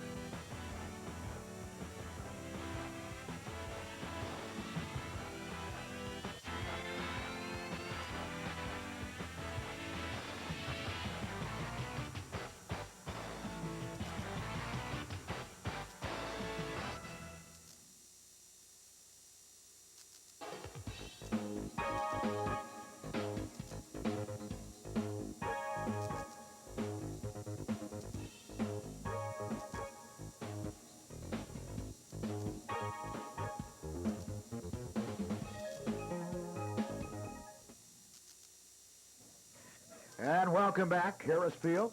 Sean Emery and Ryan Deal here in Game 9 of the College World Series, Game 1 of your Memorial Day. And the sun's coming out, turning in a beautiful day. Pitch on the way, gets past Steve Berry, and the catcher, Berry, the leadoff hitter for Dallas Baptist, coming to the plate for the 4th time of this game, second baseman. Still on the mound for Biola, Jonathan Roanhorse, trying to stay in here, came in with a 5-1 record, 3.61 ERA. Here comes the pitch inside, up around the letters. Ball 2, 2-1 to count. Biola just not been able to get anything going offensively against the pitching of Corey Morris. Here comes the 2-1 on the way, and the line shot into center field. Running it down, gets out of the way of the center fielder, Biola, Justin Whalen. And a leadoff double here in the top of the 7th inning for Steve Berry. Coming up to bat will be center fielder Chris Coffey. So you may be seeing some, you can't really afford to give up another run here. You're already down 4-0, and your team has done absolutely nothing positive as far as we talked last inning. Only 1 runner's got to third, and that was with 2 outs for Biola. So they can't afford another run to cross here. Biola only down to 9 outs left in the game. Runner on second base with nobody out. Not a good start for Roanhorst. Coffey steps in, runner at second. Here comes the pitch from Roanhorst. Coffey squares to bunt. Nothing up there. Pitches upstairs, ball 1.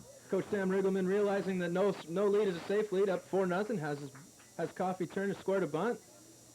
Well, we got a timeout as Borhaven, the head coach of Biola, will come out and talk to his young pitcher.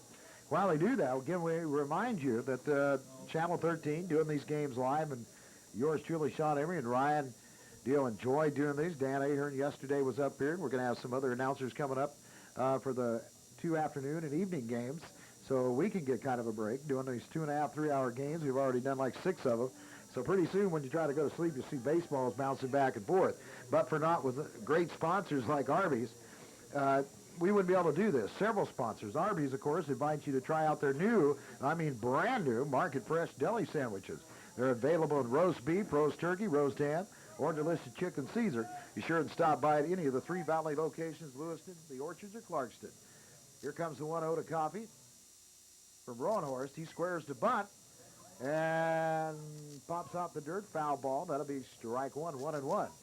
Kind of the opposite wheel play in motion there on defensively for Biola. The third baseman's going to elect to stay at his base. That way if the bunt is back to the pitcher, he can try to make the throw out at third base.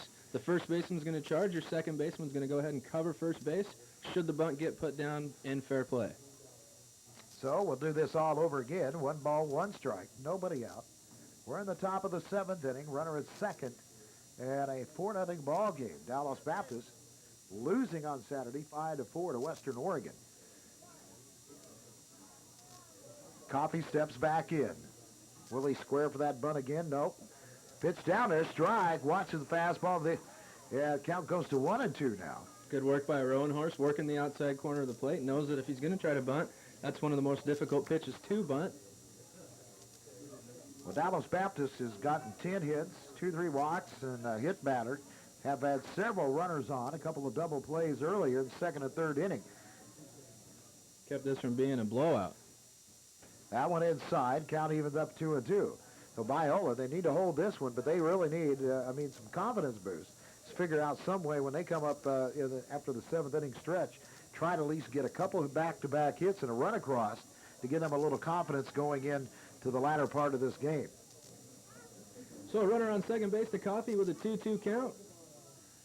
Here comes the pitch from Rowan Horse. That one low and away, ball 3. So full count now, 3-2 from Rowan Horse. It's interesting to see where the batters stand in the batter's box. First batter of the game, Stephen Berry kicked the chalk line out. Now there's no more chalk for the batter's box. Never really tell if they're in or out. Full count pitch, nobody out, runner at second. Here comes the 3-2 from Rowan Horse. That's inside, ball 4 and a walk now. So runners at first and second.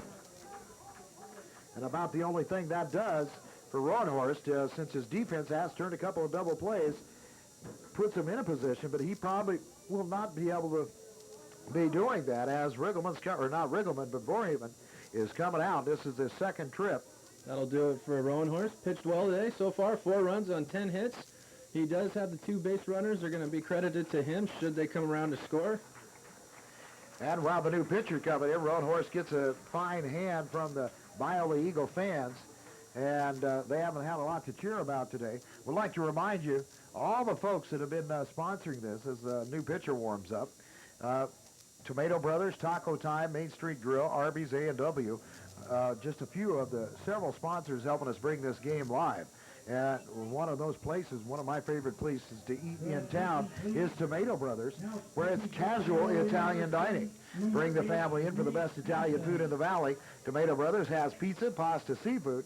I'm not sure if the waxworks of Tony Soprano's still there, but there's something for everybody at Tomato Brothers, just over the bridge in Clarkston. I'll tell you what, Tomato Brothers has some of the best food in town. The baked mozzarella is one of my personal favorites. If you haven't tried it, I suggest it. And, of course, I do believe they have that buffet on Sunday. Yes, the bite-sized lunch buffet from 11 to 4 o'clock. Owner Bruce Finch decided to put that in. It's there and at Zany's as well. They both have the buffet, so if you like Zany's, try it out Sundays. And if you need to go grocery shopping and you don't like to do it when there's 2 million people there with 47 kids and 15 shopping carts all in one aisle, and you can't get around to get that one loaf of bread, you can go at 2 o'clock in the morning to Rosar's. Why? They're open 24 hours a day. Hey, you're good. Oh, yeah. They also have the freshest produce and the best meat department around.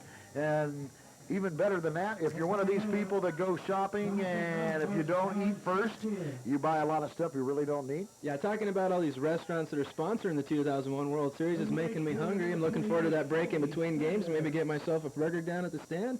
Maybe try a market fresh roast chicken sandwich from the Arby's stand, perhaps. Hey, there you go. And that restaurant at Rosar's open 6 a.m. to 10 p.m. So you can eat there first. That way you won't buy too many chips. I'd be closer to the 10 p.m. more than 6 a.m. That's a little bit early for me, but you never know. There you go. Well, we got a new batter, Cody Sadler, new pitcher coming in. The Rowan Horse, the book on him, gives up 4 runs off of 10 hits. Walks 3, strikes out 3 or 4 in the game, but his team has not been able to get a lot going for him. First pitch on the way to Sadler, strike 1.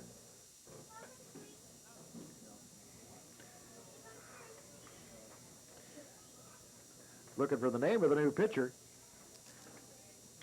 for Dallas Baptist, Biola. Runners on first and second. Cody Sadler in at the plate, steps up, taking a little bit of time off.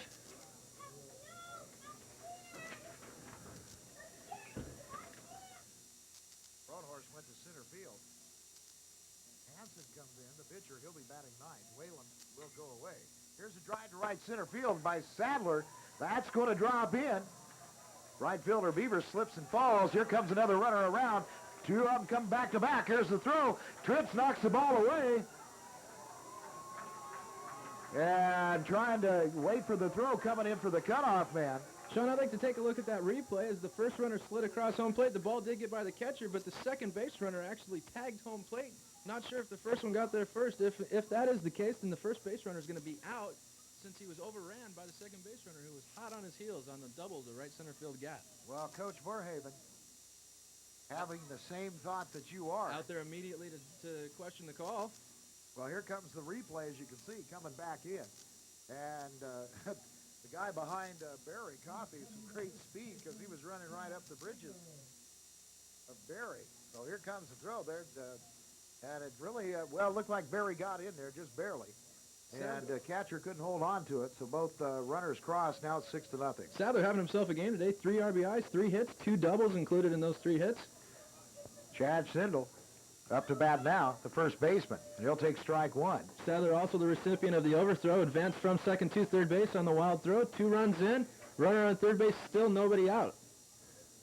Here in the top of the 7th inning, Game 9 of the 2001 World Series. Schindel the junior up. Nate Hansen faced with another long drive, deep left center field. Backing up to the warning track, and the center fielder for Biola now. Roanhorst, who was pitching, goes back out and handles his first fly ball with an out, but another runner tagging up, coming in. And this game quickly getting away now for Biola, 7-0, with only 1 out here in the top of the 7th inning. Good work by these hitters of Dallas Baptist. They're coming through when they had to. We had runners on first and second there. 2 RBI double made it 6-0, then a sac fly. Now 7-0 with Troy Silcox up at the plate. Nate Hansen coming in, throws the pitch. Oh, and a deep drive, deep center field. Backing up Roanhorst. That will hold up. And there's the out. But Dallas Baptist with their... That should be the 3rd out. I thought we already had one, but apparently not. So that's only the 2nd out. They had 1 out before the other fly ball to center field to Roanhorst. Now with 2 straight, so it should have been 3rd out. So somebody had 1 out up on the board. So apparently, as I just broke my pencil, Cossie steps in. You've gone through 3 or 4 pencils so far this Strike week. 1. I need to quit lifting weights. It's only Game 9. Cossie had the home run back in the 2nd inning. Here comes the windup and the pitch. Ground ball down to 3rd. Quick play over to 1st in time. But the damage, more runs added on by Dallas Baptist. And for the Biola Eagles, they have 9 outs before it may be time to go home. We go to the bottom of the inning. 3 runs crossed in the top of the 7th for Dallas Baptist. After a couple of hits, they leave no one.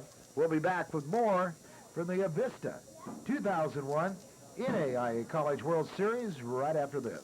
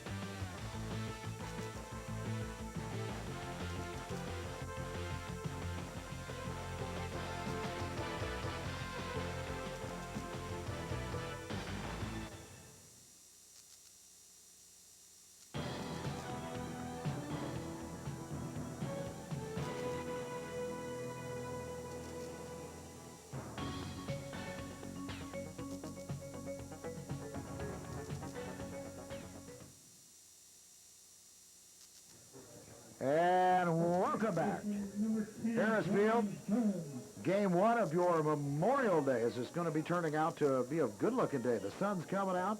Sean Emery, Ryan Deal. This is the 9th game of this 2001 College World Series. Brian Jones leading off the bottom of the 7th for the Eagles. Oh, and Mr. Morris, they had I'm not sure what was all going on. Both coaches were out here. The umpires were around. The players were of Dallas Baptist up to 7-0 now in the score. We're out there discussing which pizza place that we're going to go to. Certainly Coach Sam Riggleman doesn't want his pitcher to hit the batter, up 7-0, took one right off the dome. That's why they got the helmets. Back in the day, that one might have hurt a little bit more than it did. Fortunately for Jones, just blazed him. Now he's on there first base. Nobody out, bottom of the 7th inning. And just a tad bit of loss of concentration, a little more time between the half innings than normal. So the runner at first, nobody out. Cardamone's up. Cardamone fouls it out of play over the backstop. Back out in the parking lot, and it is strike one. The junior catcher hitting .362. And for Biola, it looks like the team that scored 3 runs the other night, Friday, That's the same team is the same team that showed up today, and they ran into an even better pitcher. And there's another foul to the right side. They burned up all 19 runs on Saturday. Credit Morris with pitching a great game. Like we've talked about so far today, he hasn't had a great control of his curveball, has had a lot of control of his fastball. He's been able to spot it and set up the Biola hitters with that curveball. Even if it isn't a strike, he's thrown it somewhere close enough to get him to chase. He's been able to work his way out of a few jams, and he's up 7-0. 0-2 pitch. Morris checking in. He double figures his strikeouts with 10. Only 2 hits given up. Here's the pitch. That's outside. That ball 1-2 strike. Try to get Cardamone to chase. Didn't do that. We talked about giving coaches gray hair earlier in the game and being up 7-0. You know, Coach Sam Riggleman gained a couple more on the hit batsman to lead off the inning. Runner at first. Nobody out. Here's the pitch. And low away. Ball 2. Good stop by Dilly, the catcher. Make sure the ball doesn't get by him. Keep it in front. Keep the double play opportunity still there for the Dallas Baptist Patriots. 2 balls, 2 strikes. 7-0 ball game. Dallas Baptist blowing this open in the top of the 7th inning with 3 more runs. And Biola batting here in the bottom of the 7th. The pitch is on the way low. Ball 3, 3-2. Morris staring in at the catcher. Coach Riggleman's certainly going to want his starter to be able to go the distance here. That way he doesn't have to get into that bullpen, save him for later. Be interesting to see if Biola's able to play a couple of runs here in the bottom of the 7th, what Coach Riggleman does, or if he's going to stick with him or what. Here's the 3-2 on the way. The Cardinal, the pitch. Down there's to right, and no argument from the catcher of the Biola Eagles, Cardinal. He just watched it go down, knew he got fooled. And strikeout number 11 as Morris continues to pile it up. And again, as he said, he had a no-hitter going through 3 1/3 innings before giving up a double, I believe it was, to Ben Orr. But only 1 hit since that time. Here comes the pitch. That one a little high and inside. Ball 1 to Nate Hansen. Yeah, it hasn't been hits that have bothered the pitcher out there. It's been more walks, like we talked about, control, but ground balls have gotten him out of it. Here's the 0-1. Or 1-0 pitch. That's in there, strike. Nate Hansen in for young man Justin Whalen as far as the number 9 hitter, taking the place of Roanhorse, who was pitching and went out to center field. Hansen, as far as a pitcher, 5-2 on the year with an ERA of 3.33. He is 6'3" and 195. Another senior bats from the right side. Here comes the 2-1 on to Hansen. That was low, ball 3. So Morris, right now, shaking his shoulder around a little bit, but seems to have a little problem. Hansen came in on a double switch back in the 7th inning, sending Roanhorse out to center field. The freshman Whalen comes in. He's done for the day. There's the 3-1, down the middle, strike 2, full count. So comes back, 3 balls, 2 strikes. Runner at first, hit by a pitch. And we have 1 away. Here's the pitch on the way. Swing! And a miss, struck him out. Good job of coming back by Morris. Started 3-0, was able to work his way back. 3 straight strikes as the second out of the inning. And there's a good veteran pitcher, has had some good basics taught to him, and confidence, and never get, even though you fell behind, hit one batter, you realize you got a strikeout before, and even though you're behind 3-0, you come back. And that's the sign of experience and not getting rattled as he gets his 12th strikeout. David Munoz, the leadoff hitter for Biola, comes up, swinging a miss. And looked like Moore's a little more aggravated himself now, coming with some heat, throwing 3 straight strikes. Coach Sam Riggleman out of the third base dugout to instruct his players where he wants them to be, knowing that Munoz takes a big hack. Wants to make sure there's no doubles over your head. Don't want to play to run. Should there be a double to the gap somewhere? Here's the 0-1. There's a shot. Oh, my word. And talk about some reflexes there. Take a look at that on the replay. Great play by Morris. Yeah. Foul ball back up the middle. Was able to field it and throw him out. That was a hot shot and bounced up there, but even with the right-handed pitcher, got that glove over and snagged it right on the mound, tosses the first. So the batter that was hit stays at first base. And getting closer to the end of the game for Biola, Dallas Baptist will come to bat in the top of the 8th inning. They up 7-0. We'll go to that with them coming to bat.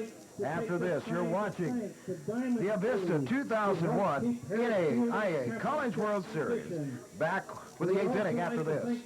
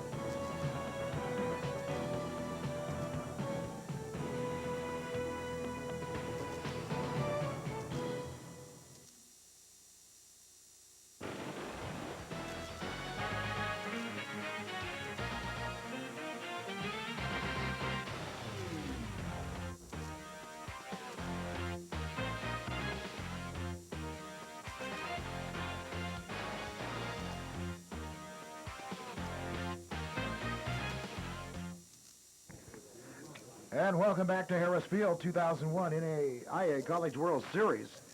And Sean Emery and Ryan Deal doing the play-by-play and the color commentary for a game that has moved along quite quickly. Pitcher on the mound for Biola now, who is behind 7-0, is Nate Hansen. New catcher also, as Cardamon goes out, is Eric Slater. Daniel Sly back up to bat. He takes strike 2, and the count goes to 1 ball, 2 strikes here in the top of the 8th inning. Well, the job for the pitcher for Biola now is just to stop the bleeding while they can. They've got 6 outs left to come back, so he's looking to get out of this inning unscathed. 1-2 on the way from Hansen. Shot up the middle, and that's going to be a base hit. And just as you said that, here comes the base hit. And again, for the 3rd inning in a row, a leadoff runner on first, but nobody out for Dallas Baptist. And they have just been able to, like I said, the 1 home run, I believe, and a couple doubles. But for the most part, this is their 12th hit outside of those 3 hits that were extra base hits. Everything else has just been routine little ground balls just out of the reach of the infielders. We've seen a lot of foul balls down the line, not many fair balls down the line, and pretty much most of the base hits have been up the middle, picking a gap, either the right center or left center field gap.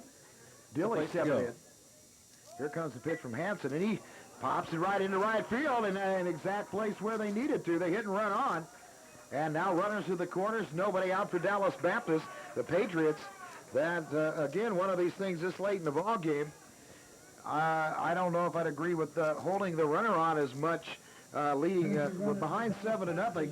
You'd want to put yourself in a position to make good plays. That one would have been exactly where the first baseman for Biola, Ben Orr, would have been if not for the runner at first and holding him on. Well, Dilly did exactly what he's taught to do. When you're going to do a hit and run, you're going to choke up on the bat a little bit. Obviously, you want to try to hit it to the right side if possible to advance the runner. He did just that. The runner was able to advance after taking off, made it all the way to third base.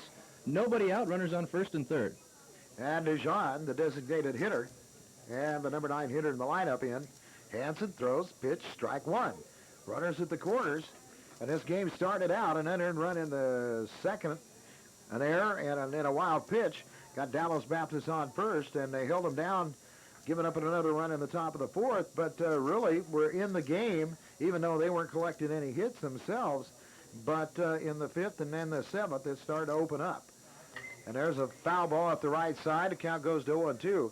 In fact, 2 in the top of the 5th, Still, Biola in the game, but really that 3-run spot they put up in the top of the 7th is probably put this thing out of reach for the Eagles. Of course, runners at the corners now, nobody out. More runs could cross. Coach Riggleman has the luxury of having 2 leadoff hitters, with Darjan being the 9 hitter. Here's the Dejan, and there's a shot into center field. Rolling horse going back. Runner tag. There's the catch, and here comes the runner for Dallas Baptist. And it's a smart, aggressive running right there, if you noticed. On the fly ball to center field, Rolling Horse comes in. They try to come to home plate. And the runner tagged up at third coming in. But then the runner at first, Dilly, waited for the throw to come home and then took off to second. So now you have one out, but you have another runner in scoring position. On the fly ball to Rowan Horse, he threw 7 innings today, so you know he's a little bit tired. That ball was a little bit up the third baseline, allowing the runner to go from third to home, also from first to second. Barry steps in, 5th time to the plate, quick throw back to second. Interesting move by the pitcher. Usually they turn the other way. He turned to his right, made the pickoff throw. Usually wants to get that arm extended, but it was a good close play, back safely. Barry steps in, the second baseman, his 5th time up on the day, 402 average. Here comes the pitch, and he drills a shot into center field. Sending Rolling Horse back, that's back. It's gone out of here. And Barry, good leadoff hitter with 11 homers on the year, gets to number 12, and he nails a 1-out, 2-run shot, and this one quickly going by the way of a possible 8-inning game at the 10-run rule.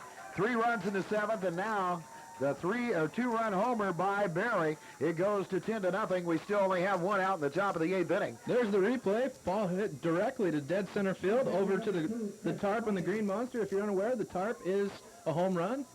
Here comes the first pitch to Coffey, the number 2 hitter. He tries a little bunt, foul off the plate, off to the third baseline, strike 1. Good aggressiveness by Coffey after the home run. Everybody's back on their heels a little bit, tries to drop one down, is unsuccessful. He's down 0-1. However, his team is up 10-0. Well, you can see the shoulders drop on Hansen and even some of the infielders as that ball headed over the Green Monster. And now you know it's a 10-0 ball game. For Biola to even stay alive to make it more, hopefully come back and get into the bottom of the 9th, they're going to have to do something in the bottom of the inning. There's a ground ball by Coffey up to second, handled by the second baseman over to first in time, or making the play there. 2 away now in the top of the 8th inning. First time Coffey's been retired on the day. His first 4 at-bats, 3 walks and a base hit, so he's now 1 for 2 on the day and 5 plate appearances. Stepping into bat now, number 28, the right fielder, Cody Sadler, the junior. Here comes the pitch from Hansen. And that one doesn't break. And nails Sadler right between the shoulder blades in the back. So another hit batter, and there'll be a 2-out man on first. You have to feel for these Biola Eagles. Although they haven't scored yet, this game was still relatively close as far as the 7th inning. Dallas Baptist was able to put a 3-spot on, made it 7-0. 3 here in the top of the 8th with 2 outs. It's now 10-0. Well, even in college baseball or even in the majors now, as high as ERAs as even some of the pitchers, good pitchers have. 4-0 run, 4-0 lead or a deficit, depending on which end you're at, doesn't necessarily mean you're out of the game. And anything can happen. Morris, even though he's only given up 2 hits, struck out 12, could have lost it for a little bit and lost his control. And the opportunity to come back might have been there. There's a foul off the right side, strike 1 by Chad Schindel. But when you give up back-to-back 3-run spots and you get down by 10 runs, for the Biola fans and the players, you have to know that maybe this season will come to a close, but nothing to really hang your head about. You came up here, you didn't play well on Friday, you got beat by 10 runs, but then you came back yesterday with a lot of drive, that's some good pitching, and a lot of great hitting, and won 19-2. But today just wasn't meant to be as they ran into a powerful right-hander in Corey Morris. He's pitched a gem. Here comes the pitch on the way to Schindel. That's low ball 1. Good stop by the catcher, making sure the ball doesn't get past him. Want to keep that runner at first base, keep the force on. Should a ground ball go up the middle, you want to put the out at second base, make the short out. 1 ball, 1 strike, 2 outs, top of the 8th, 3 across, did the inning with the runner at first. Schindel steps in, the first baseman. Here comes the pitch on the way. That's outside corner, strike 2. And a count, 1 ball, 2 strikes. That's a good pitch on the outside corner. Schindel was looking to get his hands extended, kind of got crossed up, might have been thinking curveball. Fastball right on the outside part of the plate for strike 2. Okay, Hansen checks the catcher Slater. Here comes the pitch. A ground ball to third. Long throw over to first in time, and there's the third out of the inning. So no more damage done, but enough as Dallas Baptist comes up with 1 run off a sac fly and a 2-run homer. Put 3 on the board in the top of the 8th. They now lead by 10. If the Eagles don't come up with any runs in the bottom of the inning, their season will end here in the 8th, down by 10 runs. You're watching the Avista 2001 NAIA College World Series. Back with Biola coming about in the bottom of the 8th right after this.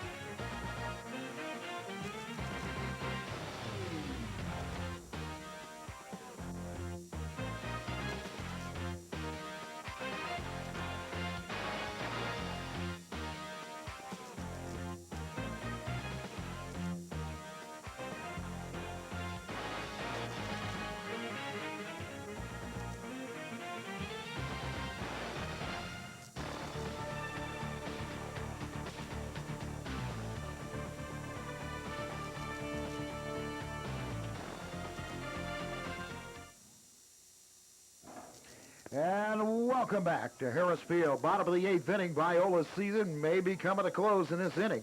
Adam Schaefer stepping into bat. Schaefer taking the place of starting pitcher Jonathan Rowenhorst, who moved to center field back in the 7th inning. Schaefer seen his first action of the day. He's a .265 hitting sophomore. Here's the 1-0-1. And Morris right now looking to add some more strikeouts. He's just wearing back and throwing some heat up there. And after you've been sitting for a couple hours, the batter coming up here makes it real difficult to get a hit. There's strike 2. And a count 1 ball, 2 strikes. Again, Corey Morris has been pretty much untouchable. He's only given up 2 hits. He had a no-hitter through 2 1/3. And that was by Orr. But he's only given up 1 hit since. Nothing really solid this entire game has been hit off of him. And again, 12 strikeouts, and he has a 2-2 count on Adam Schaefer, leading off the bottom of the 8th. Well, realizing that the season's probably going to end here, wants at least play 1 or 2 runs, try to go out with something positive to end the season on. Here's the pitch swing, and a missed strike 3. And there's strikeout number 13. So Morris not wasting any time. I imagine his coach, Sam Ringelman, said, look, you don't need, the curveball's not been there most of the day. And actually, even though it's not been really great control, his fastball set it up to make people swing at it. Well, if you can get the fastball across, that way you can set up the curveball. It doesn't have to be a strike because they're going to start chasing it. Jonathan Rowenhorst, number 28. Rowenhorst will step to bat now. So he's still in the game. 3-13 for the senior. Could be his last bat in the uniform of the Eagles. That pitch low, ball 1, 1-1 to count. And you have to feel after a long college career, and you know most of these guys, even though they may have been good in college, this may strike 2. They tried to check his swing, but couldn't, up there around the chin. Fastball, but hard to, back off of them when you know what's coming. To have your last at bat in possibly your organized baseball career. There's the pitch upstairs, 2 balls, 2 strikes. Has to be quite the feeling of sadness coming out of here. At least got 1 win coming to the College World Series, though, for their first appearance. Here comes the 2-2. Fouls it off the right side. Young lady a little bit too close to that screen there. Down 10-0. You can't say that they pitched great, but Rowenhorst didn't exactly pitch bad today. These Dallas Baptist hitters just did what they had to do. They executed the fundamentals, i.e. bunts, sacrificing people over, sacrifice flies, do the little things. Here comes the 2-2 on the way to Rowenhorst. That's upstairs, ball 3. So Morris, after blowing away Adam Schaefer for his 13th strikeout. Now falls behind Rowan Horse with 1 out in the bottom of the 8th inning. Full count to Rowan Horse, looking for a pitch that he can hit. Here comes the pitch. Upstairs, ball 4, so a walk with 1 out here in the bottom of the 8th inning. And Biola, wanting to extend their season more than the 8th inning, need to come up with at least 1 run to get to the bottom of the 9th. Well, there's Morris trying to have a 3-2 count on Rowan Horse. Tried to come at him with a curveball, was unable to get across, left it up a bit. Now it's going to bring Coach Sam Riggleman out to the hill. Probably wants to calm his starter down, realizing that they have a 10-0 lead. Wants to just to tell him to throw strikes across the plate, get a double play, let's go home, enjoy the rest of the afternoon, see who we're going to play tomorrow at noon. And Riggleman done a good job managing. He hasn't had a lot of reasons to be out there. But this is his 3rd trip of the day. And it has been, every trip has been, the first one coming back in the earlier innings was after a walk and a hit batter, I believe. And the last time was last inning when, even though there was only 1 runner on and no really danger going on, he gave up he hung a breaking pitch out there and it got ripped foul, but it was only a foul ball, but immediately come out. Well, some of the fans might not realize that if they're up 10-0, why is he going out to visit with his pitcher? He just wants to calm him down a bit, like I said before. He just wants to tell him to throw strikes. Doesn't have to be overpowering, realizing he does have 13 strikeouts. He's done his job, but now he can let his defense take care of the rest for him, and let's get out of the game, make it an 8-inning game rather than 9. Well, we have reservations at Zany, he says. We need to get going, guy. First pitch upstairs to Ryan Beaver. Because if they get out of this inning without giving a run, this one's over. This is certainly not the guy that Morris wants to leave one hanging to. Beaver, the leading home run hitter for Biola University, could make it a 10-2 game real quick with 1 swing of the bat. There goes the runner. Nobody paying attention there. He'll go down to second. Morris is now falling behind Ryan Beaver 2-0. And I think he may be just trying to overthrow a little bit. You get in a situation, you know it's all over here, and you can get some rest and get ready for tomorrow's game, and you start trying to rear back, and when you do that, you overthrow. That one's way upstairs, and you can see it right now because a lot of those pitches he's throwing are way high now as he goes 3-0 to Beaver. Well, Morris was probably told by his infielders and his coach to just worry about the batter. That way when they stole second base, no throw was made by the catcher, no attempt at all. He's trying to go out, and he's down 3-0. Probably doesn't want to give in here. If you walk this guy, he's still set up another double play ball. Here comes the 3-0, and it's down the middle, strike 1, 3-1. And again, he's had pretty good defense, no errors, and I think one of the few games we have saw or seen, whichever the correct English is. We've seen. There we go, that's good. Hope Professor Hart didn't hear that. Here comes the 3-1. He fouls it, or chops him off in the inside, the first baseman. Throw over to Morris. He slips and falls, but good play. Got the tag at first. Spring training drill 2 away right there. Pitcher going over to cover, had to make the play, stumbled on first base. Coach Sam Riggleman going to come out, talk to his starter, make sure he's okay, as he may have twisted his ankle a little bit there. Seems to be all right. He's certainly not going to want to come out of the game right now, but Riggleman's going to make the change. And yes, he is. He's going to make sure that he wants his. I think the fans of both sides are giving this young man a good ovation, and I think that's a very good thing. You got a 10-0 lead. This pitcher has been absolutely dominating. He only walked like 3 or 4 batters, a couple of hits, but he struck out 13, and I think that was a very classy thing for Riggleman to do, to come out and allow his pitcher, after making a great defensive play like that, to come off and get a good ovation from all the fans. Absolutely. Now, as a starter, you certainly want to go ahead and try to close out the game that you start. He's thrown a 2-hit gem. He's got a shutout going, bringing in number 16, Ben Johnson, the sophomore. He's got a 3.56 ERA. Going to come in and try to close it out. Biola does have a runner on third base. Should that runner score, we'll have to go to the 9th inning. If not, it's going to be a 10-0 shutout. Corey Morris, 13 strikeouts on the day. Last put out at first base. Now he's going to go ahead, put a coat on in the dugout, see if they can close it out for him. He has pitched to beauty. And again, we'd like to thank all of our sponsors that have sponsored the games for Channel 13. This is the first time the games on Cable Access 13 have been broadcast live for the College World Series, and it would not be able to be done without all these great sponsors. A&W Root Beer All-American Food is the place to go. If you'd like that at A&W, stop by and grab yourself an old-fashioned milkshake in the Lewiston Center Mall. One of their deluxe big burgers, a coney dog, French fries, onion rings, and of course that delicious root beer. And also we have Arby's with that new market fresh deli sandwiches, roast beef, roast turkey, roast ham, or their delicious chicken Caesar. 3 locations to serve you here in Lewiston, the Orchards or Clarkston. And, of course, the Main Street Grill with that great famous 1-pound chef burger. The Head Chef Burger, I believe it is. Conveniently located downtown, Main Street Grill, open for breakfast at 7. And Taco Time offer the best of the both worlds with their brand new chicken BLT. Good work by Stephen Berry, the senior second baseman, talking to his young left-handed sophomore pitcher. Telling him to throw strikes. Let's get out of this game. We can enjoy it. See who we're going to play tomorrow at noon. And the pitcher again for the new pitcher, the left-hander. Ben Johnson is a sophomore. Johnson. The sophomore comes, first pitch on the outside corner, strike 1. So it's kind of like a Ben versus Ben here. Well, that's what you like to see out of your pitcher. He steps into the plate, or excuse me, steps onto the mound, got 2 outs, comes in, throws a first pitch strike. Now he can pitch ahead. Ben Orr trying to keep his season alive. He's another senior, and he fouls it off the left side. So the count quickly 0-2. So 2 away here in the bottom of the 8th inning. 10-0 ball game. So 1 strike away from Biola's season's going by the wayside. A valiant effort to keep alive yesterday, ripping up 19 runs. But today they just couldn't get it done, and they're getting shut out. And if they continue, this will be the first shutout. And there's a fly ball into left field. That's going to do it, Back it up, and that's the ball game, folks. So a brilliant pitching performance for 7 2/3 inning by Corey Morris, who allowed just 2 hits on the game and struck out 13. And Johnson coming in gets a fly ball and an 0-2 count to Ben Orr. And for Ben Orr, his final game as we're still going along here, I believe. We thought we had the 10-run rule in effect, folks. They did yesterday. It looks like they're going to play it out. It's a 10-0 ball game.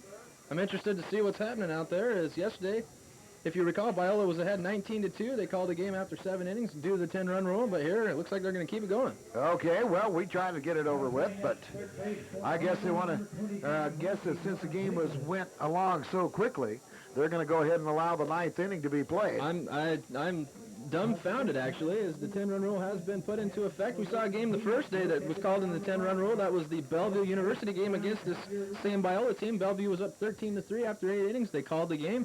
Here, Biola's down 10-0 to Dallas Baptist, yet they're going to continue to play the 9th inning. Well, we'll stay here instead of going back to the truck because the pitcher's already warming up. It'll be Hanson and Slater, the battery. Again, 10 runs, 14 hits for Dallas Baptist. No runs.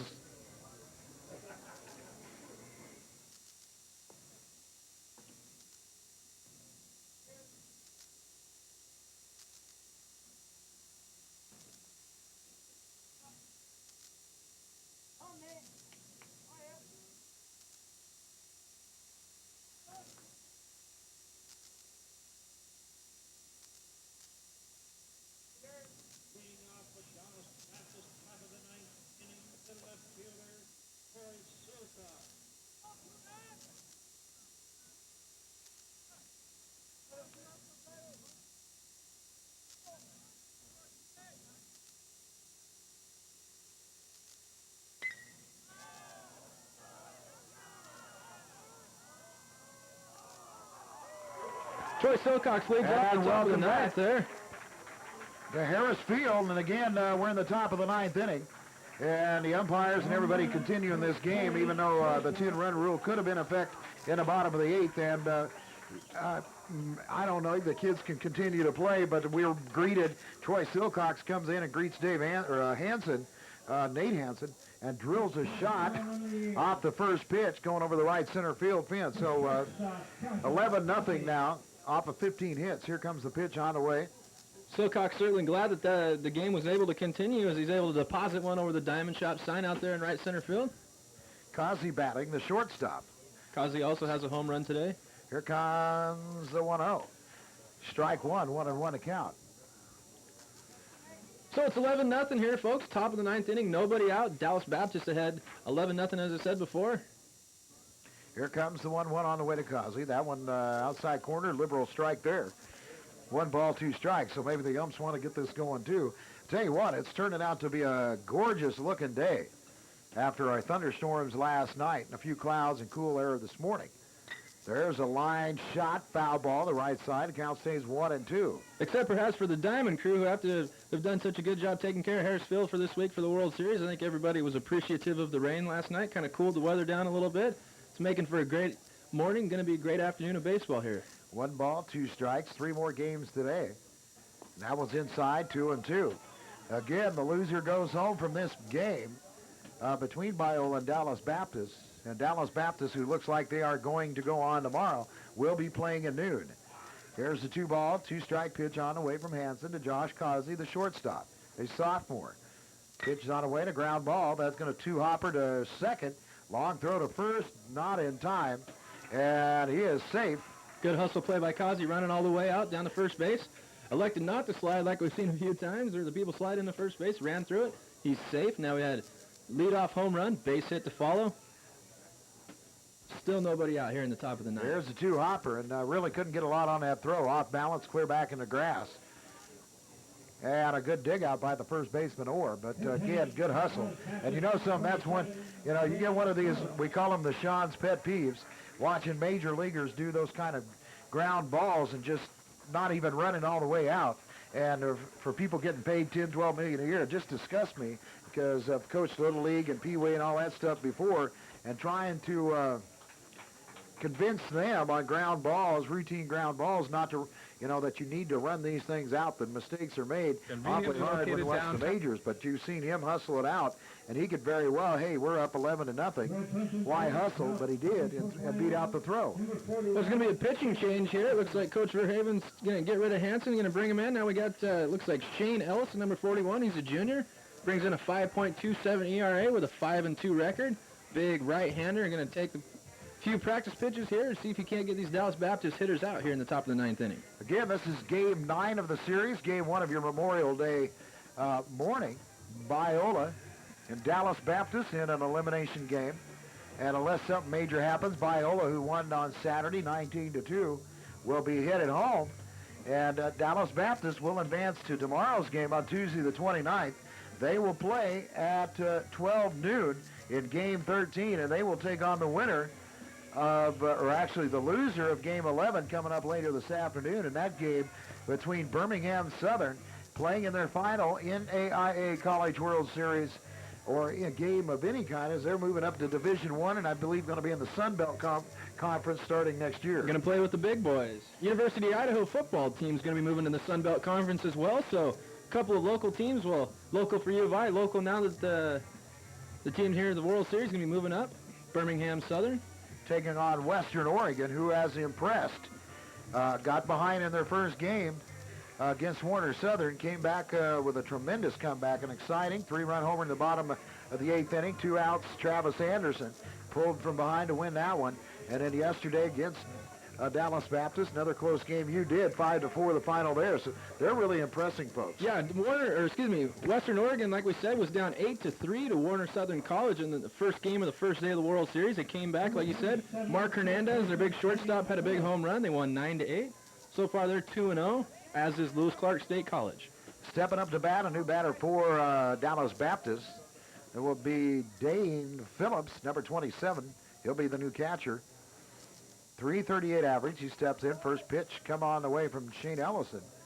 And that's inside, ball 1. Phillips DH'd in yesterday's game, had a couple of base hits, hitting 338 on the year. Runner at first. That one taps Phillips on the arm or the elbow, and he'll run down to first. So now this is one of the things, I guess, we were a quick game today, but you hate to see a team like Biola, who played hard all year to get here, played a good game Saturday to get to this game, and down 10-0. And against coming in, usually the 10-run rule erases things after 7, and that's what we expected if it was anything consistent with the history of the tournament so far. But what happens? They come in here in the top of the 9th against Dallas Baptist, and the very first pitch is hit out. And now, with nobody out, we have runners at first and second, and the score could get much, much worse. Certainly 11-0. It's already a blowout. You know that Dallas Baptist just wants to get done with the game, get into some shade, stay out, relax, rest, heal up any muscle pulls or torn ankles or whatever they might have that they've gained throughout the day, trying to get the game over with. Well, Mike Dilley steps in, still catching, so I believe they're moving the young man that just stepped in and got hit, Phillips, to first base, and now we got another hit batter. So the bases are going to be loaded. Still nobody out. Top of the 9th. It's an 11-0 ball game. Shane Ellison's come in, giving up a base hit, now plunked 2 straight batters in a row. He's got the bases loaded. Nowhere to put him. Eric Darjan coming in. Well, Darjan, the number 9 hitter, will be up to bat now. But again, as you said, we have nobody out, and the bases are loaded, so this game could get more out of hand. Of course, we're not the officials that run the NAIA thing, but, you know, when you have a game that's, you know, it's pretty much decided to have an opportunity or put people in the opportunity like we've had 2 straight hit batters, you don't want to get somebody hurt in a situation when you know a team's going to advance and maybe get one of their better players hurt. Darjan steps in. Nobody out. Runners at first and second. And he swings and rips a shot off the foul territory at the third base line and strike 1. And so far, no outs and 1 hit, a leadoff homer. It's 11-0 now. Runners at first and second, the top of the 9th inning. Well, we talked about it earlier in the game. Coach Riggleman has the luxury of having 2 leadoff hitters with Darjan hitting 9th. They got the speedster, followed by senior Stephen Berry, who has a 2-run home run on the day. Here comes the pitch on the way, and Darjan pops it into right field, right between the first and second baseman. Another run will cross, and 2 more runs across now. And a no out, 2 RBI single by Darjan, and now we add 2 more runs. It's 13-0. 3 in the top of the 7th, 3 in the top of the 8th, and now 3 in the top of the 9th, and this one's getting blown away in Biola. Good work by the young bat boy number 14 down there, getting some action out there on the field, having a good time, especially since the team he's bat boying for is ahead 13-0. And stepping in now, Barry again up to bat. Good crowd on hand. And it's getting nice and warm out. A good day for baseball on this Memorial Day. Yeah, if you're planning on going out and about and want to come down to the ball game, and you do that after you visit your local cemetery and pay your respects to former military folks on this Memorial Day, come on down here and watch some good baseball. Drive into center by Barry. That's caught by Roanhorse. So the first out of the top of the 9th inning. Still runners at first and second. And coming to bat now will be the center fielder, Chris Coffey. John, I'd like to take a moment, if I could, to give my thanks to all the veterans out there. My father, former veteran himself, passed away. Want to get a chance to go see him today if I can. And for all of those of you who have veterans in your family, want to say congratulations to you on this Memorial Day and say thanks to your service. Another senior for Dallas Baptist. Coffey stepping in. That one's down there. Strike 1. And, of course, if you hadn't had a chance to see the Apache helicopter, that should be leaving once this game is done. That was the prediction anyway. If you're down there when the helicopter leaves, I suggest some sunglasses. That thing can really blow some dirt around. Well, you don't want to be too close. Here's the pitch. That gets away. And the runners will advance second and third. Gets between the wickets of Slater, the catcher. And so it's 1-1 to count on Coffey now. When the Apache helicopter arrived on Friday, a good portion of our volunteer crew was down having lunch underneath the tent by the Jetta Mobile production vehicle. A lot of those lunches were ruined as they were covered in dirt blown up by the helicopter. It's a pretty powerful piece of machinery out there. Yes, it reminded me where I'm from, West Texas, of a West Texas picnic. Sandy bologna sandwiches. That pitch upstairs, 2-1 the count now to Coffey. So Ellison hasn't really got a job done so far. As we said, hit 2 batters, gave up a 2 RBI single to the number 9 hitter, Eric Darjan. Runners on second and third now. Here's the pitch. On the way from Ellison, 2-1. And that one busted at strike 2, 2-2 the count. Again, the crowds have been really good. Biola fans a lot quieter today than they were Saturday. A good round of applause for the starter, Morris, as he pitched 7 2/3, 13 strikeouts, didn't give up a run, only 2 base hits. Couldn't ask for much more from that from your starting pitcher. 1 out, top of the 9th. 3 runs across already. Runners at second and third. Pitch low. And it's a full count, 3-2 now. Well, we had a conversation the day before yesterday, about Biola getting rid of all their runs in that 19-2 win. Kind of have to start thinking the same thing with Dallas Baptist as they put up a 13 spot here so far. Still 1 out in the top of the 9th. Coffey steps back in. 3-2 on the way from Ellison. Oh, chin high. Must not have the razor out today. Wanted to do a little shave job on the chin, just under the lip. And he walks him. Bases loaded now with 1 away. I'm really impressed with Dallas Baptist facing elimination. They were last year's national runner-up to Lewis Clark State College. Came in, had the first day off. First game they lost. Here they are, the second game. Loser out. They're up 13-0. Junior Cody Sadler steps in, 3:23, and he hits a drive deep center field. That's going to send Roanhorse back, but he's on it. And a second out, but the runner's tag, and another run across for Dallas Baptist. The Patriots now up 14-0. And a runner advances to third. But 2 away now, runners at the corners. Chaz Schindel will step in. Good piece of hitting by Coffey out there. Laced one to center field.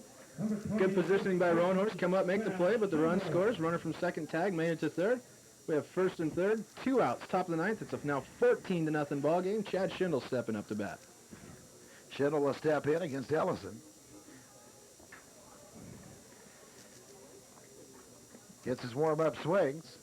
Ellison checking the signs of his catcher. Running first and third, 2 outs. Here's the first pitch. Swing! And a miss. Strike one. Once again, pitch up at the eyes. Couldn't lay off it. Decided to go after it. 0-1 count. 14-0 game. The offense really pick it up here in the last 3 innings for Dallas Baptist. There hops up a pitch outside. Catcher, good stop by Slater. The count 1-1 now. Again, coming up after this game, approximately 45, 50 minutes following this game, it will be Warner Southern, Indiana Tech. Another loser-out game. Here comes the 1-1. Fouls that off the end of the bat. That had to sting. Strike 2. Schindel's up there willing to take his hacks, knowing that they got a 14-0 lead. He can be a free swinger. So far, he's 1 and 2. 2 outs. Runners on first and third. 1 ball, 2 strikes. Ellison will check the signs again of this catcher, Eric Slater. Here's the pitch. Hot shot foul, ball off the third base side. Count stays 1-2. Good curveball by Ellison, trying to get him on the out pitch. Schindel was able to foul it off, going to get another one. Still 1-2. Again, thanks to all the sponsors like Taco Time. Taco Time offering the best of both worlds. Delicious Mexican food served fast and fresh. Currently featuring the brand new chicken BLT. 1-2 on the way. That's outside ball 2. Buy the combo meal at Taco Time and enter to win a trip to Universal Studios Hollywood. 2 Valley locations to serve you best. That's Taco Time, offering the best of both worlds. 2 balls, 2 strikes. Schindel stepping back in. Here's the pitch. Ground ball to short. Force out at second in time. But not before more damage here in the top of the 9th inning as Dallas Baptist puts more distance between them and Biola. So the Eagles 3 outs to go in the bottom of the 9th to try to continue their season, but down 14-0. It's just about over. We'll be back with the bottom of the 9th. You're watching the Avista 2001 NAIA College World Series. Back after this.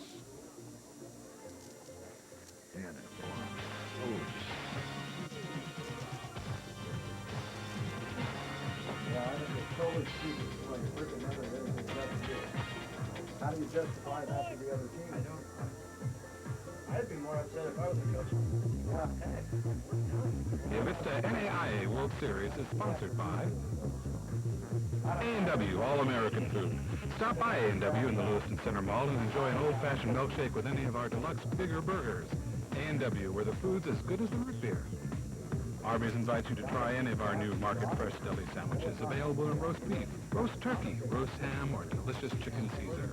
Stop by any of our 3 Valley locations, Lewiston, The Orchards, or Clarkston.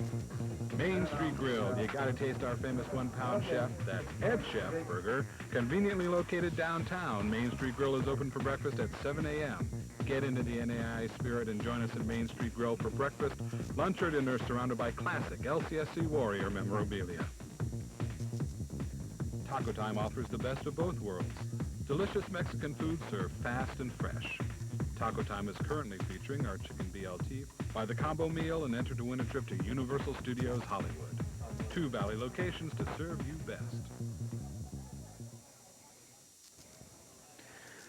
And welcome back to Harris Field, the 2001 College World Series. Leadoff batter Mark Wade against the left-handed pitcher Ben Johnson. Slaps the second pitch over the shortstop end into left field, and only the 3rd hit of the game for the Biola Eagles. And the fans of Biola still, even though their team's down 14-0, hasn't got a run yet, and really have only come close 1 inning, leaving a runner stranded at third, up and hoping their team can get a run across here, even though they may have a realistic idea that they may not come back. 1 run would sure look better than nothing. And there's a pop-up into the deep part behind, or actually not deep, right at just above second base, and the shortstop.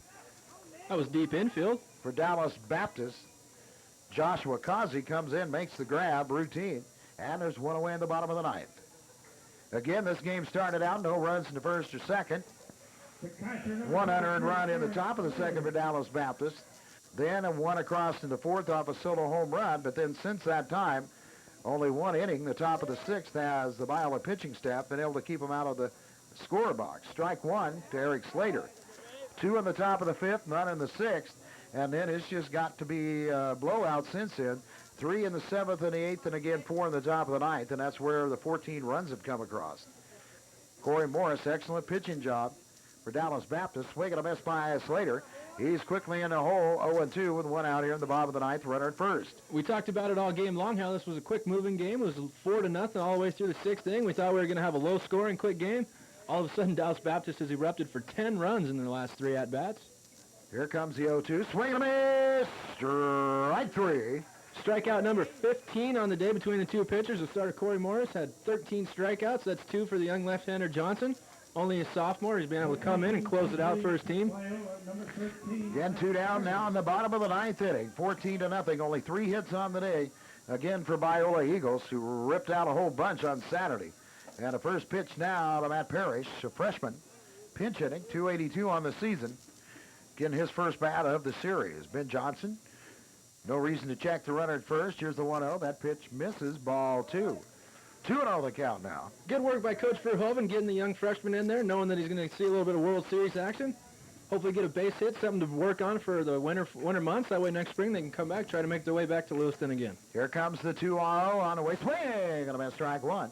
But Biola coming into their very first ever College World Series in the NAIA. Good pitch by Johnson. Took a little something off, bit of a changeup, had him out in front. Got him to swing on it. It's now 2-1 count with 2 dead in the bottom of the ninth. So the Eagles did come away with 1 victory and have nothing to be upset about. There's a swing and a miss at the 2-1 pitch, strike 2. And now down to 1 strike with 2 outs in the bottom of the ninth. Well, the deuces are wild, folks. 2 balls, 2 strikes, 2 outs. Johnson looking to throw strike 3 here, get his team over with, the game over with, get his team a win. 2-2 on the way, fouls it back, stays alive. Again with the changeup, again out in front, but this time Parrish is able to foul it off. Going to stick with the 2-2 count. Again, runner at first. 2 balls, 2 strikes. 2 out, bottom of the ninth. Parrish stepping up. Here's the pitch. Now, and that one just misses. And the count goes full now, 3-2, so the runner at first will be running. Good pitch by Johnson just off the outside corner. Didn't get him to chase it, so now he's going to have to bring it. Here comes the pitch. Runner goes. That's upstairs, ball 4. Changeup was high. So, again, the 3rd hit of the inning. And now a walk, and Ben Johnson delaying the end of this game just a tad bit. Again, we'd like to thank our sponsors, which we cannot be doing these games live on Channel 13. We all have 3 more games to do. Those sponsors being A&W Root Beer, Arby's, Main Street Grill, Taco Time, Tomato Brothers, Zanies, Rose Hours, Waddell & Reed, your financial services, Sprint PCS, the clear alternative to cellular, and Les Schwab. If they can't guarantee it, they won't sell it. Again, thanks very much to them. And David Munoz up. The junior shortstop takes strike 1. Munoz's 5th trip, I believe, up now here in the bottom of the 9th inning. Indeed, and so far Munoz is 0 for 4, 2 strikeouts, a fly out and a ground out, looking to end his college career, or excuse me, this season anyhow, with a base hit, hopefully. Here comes the 0-1 from Johnson. He lines it into center field. That could be trouble, but no! And he gets a center fielder on the run, timed it good. Chris Coffey made several good plays in center field today. And 2 runners get on, 1 hit, and a walk, but no more damage done, and that will be the ball game. The final score 14-0. So good work by the young sophomore Ben Johnson. Comes in, pitches an inning and a third. Doesn't go down as a save, does go down as a relief appearance though. 14-0 is the final score. 17 hits for Dallas Baptist. No errors. Good defensive play. 0 runs on only 3 hits for the Biola University Eagles, but they also did have 3 errors on the game. And again, a great pitching performance by Morris, who struck out 13. He brought in a high ERA, but only gave up a couple of hits, didn't walk many. And pretty much Biola used up all their hitting ability on Saturday.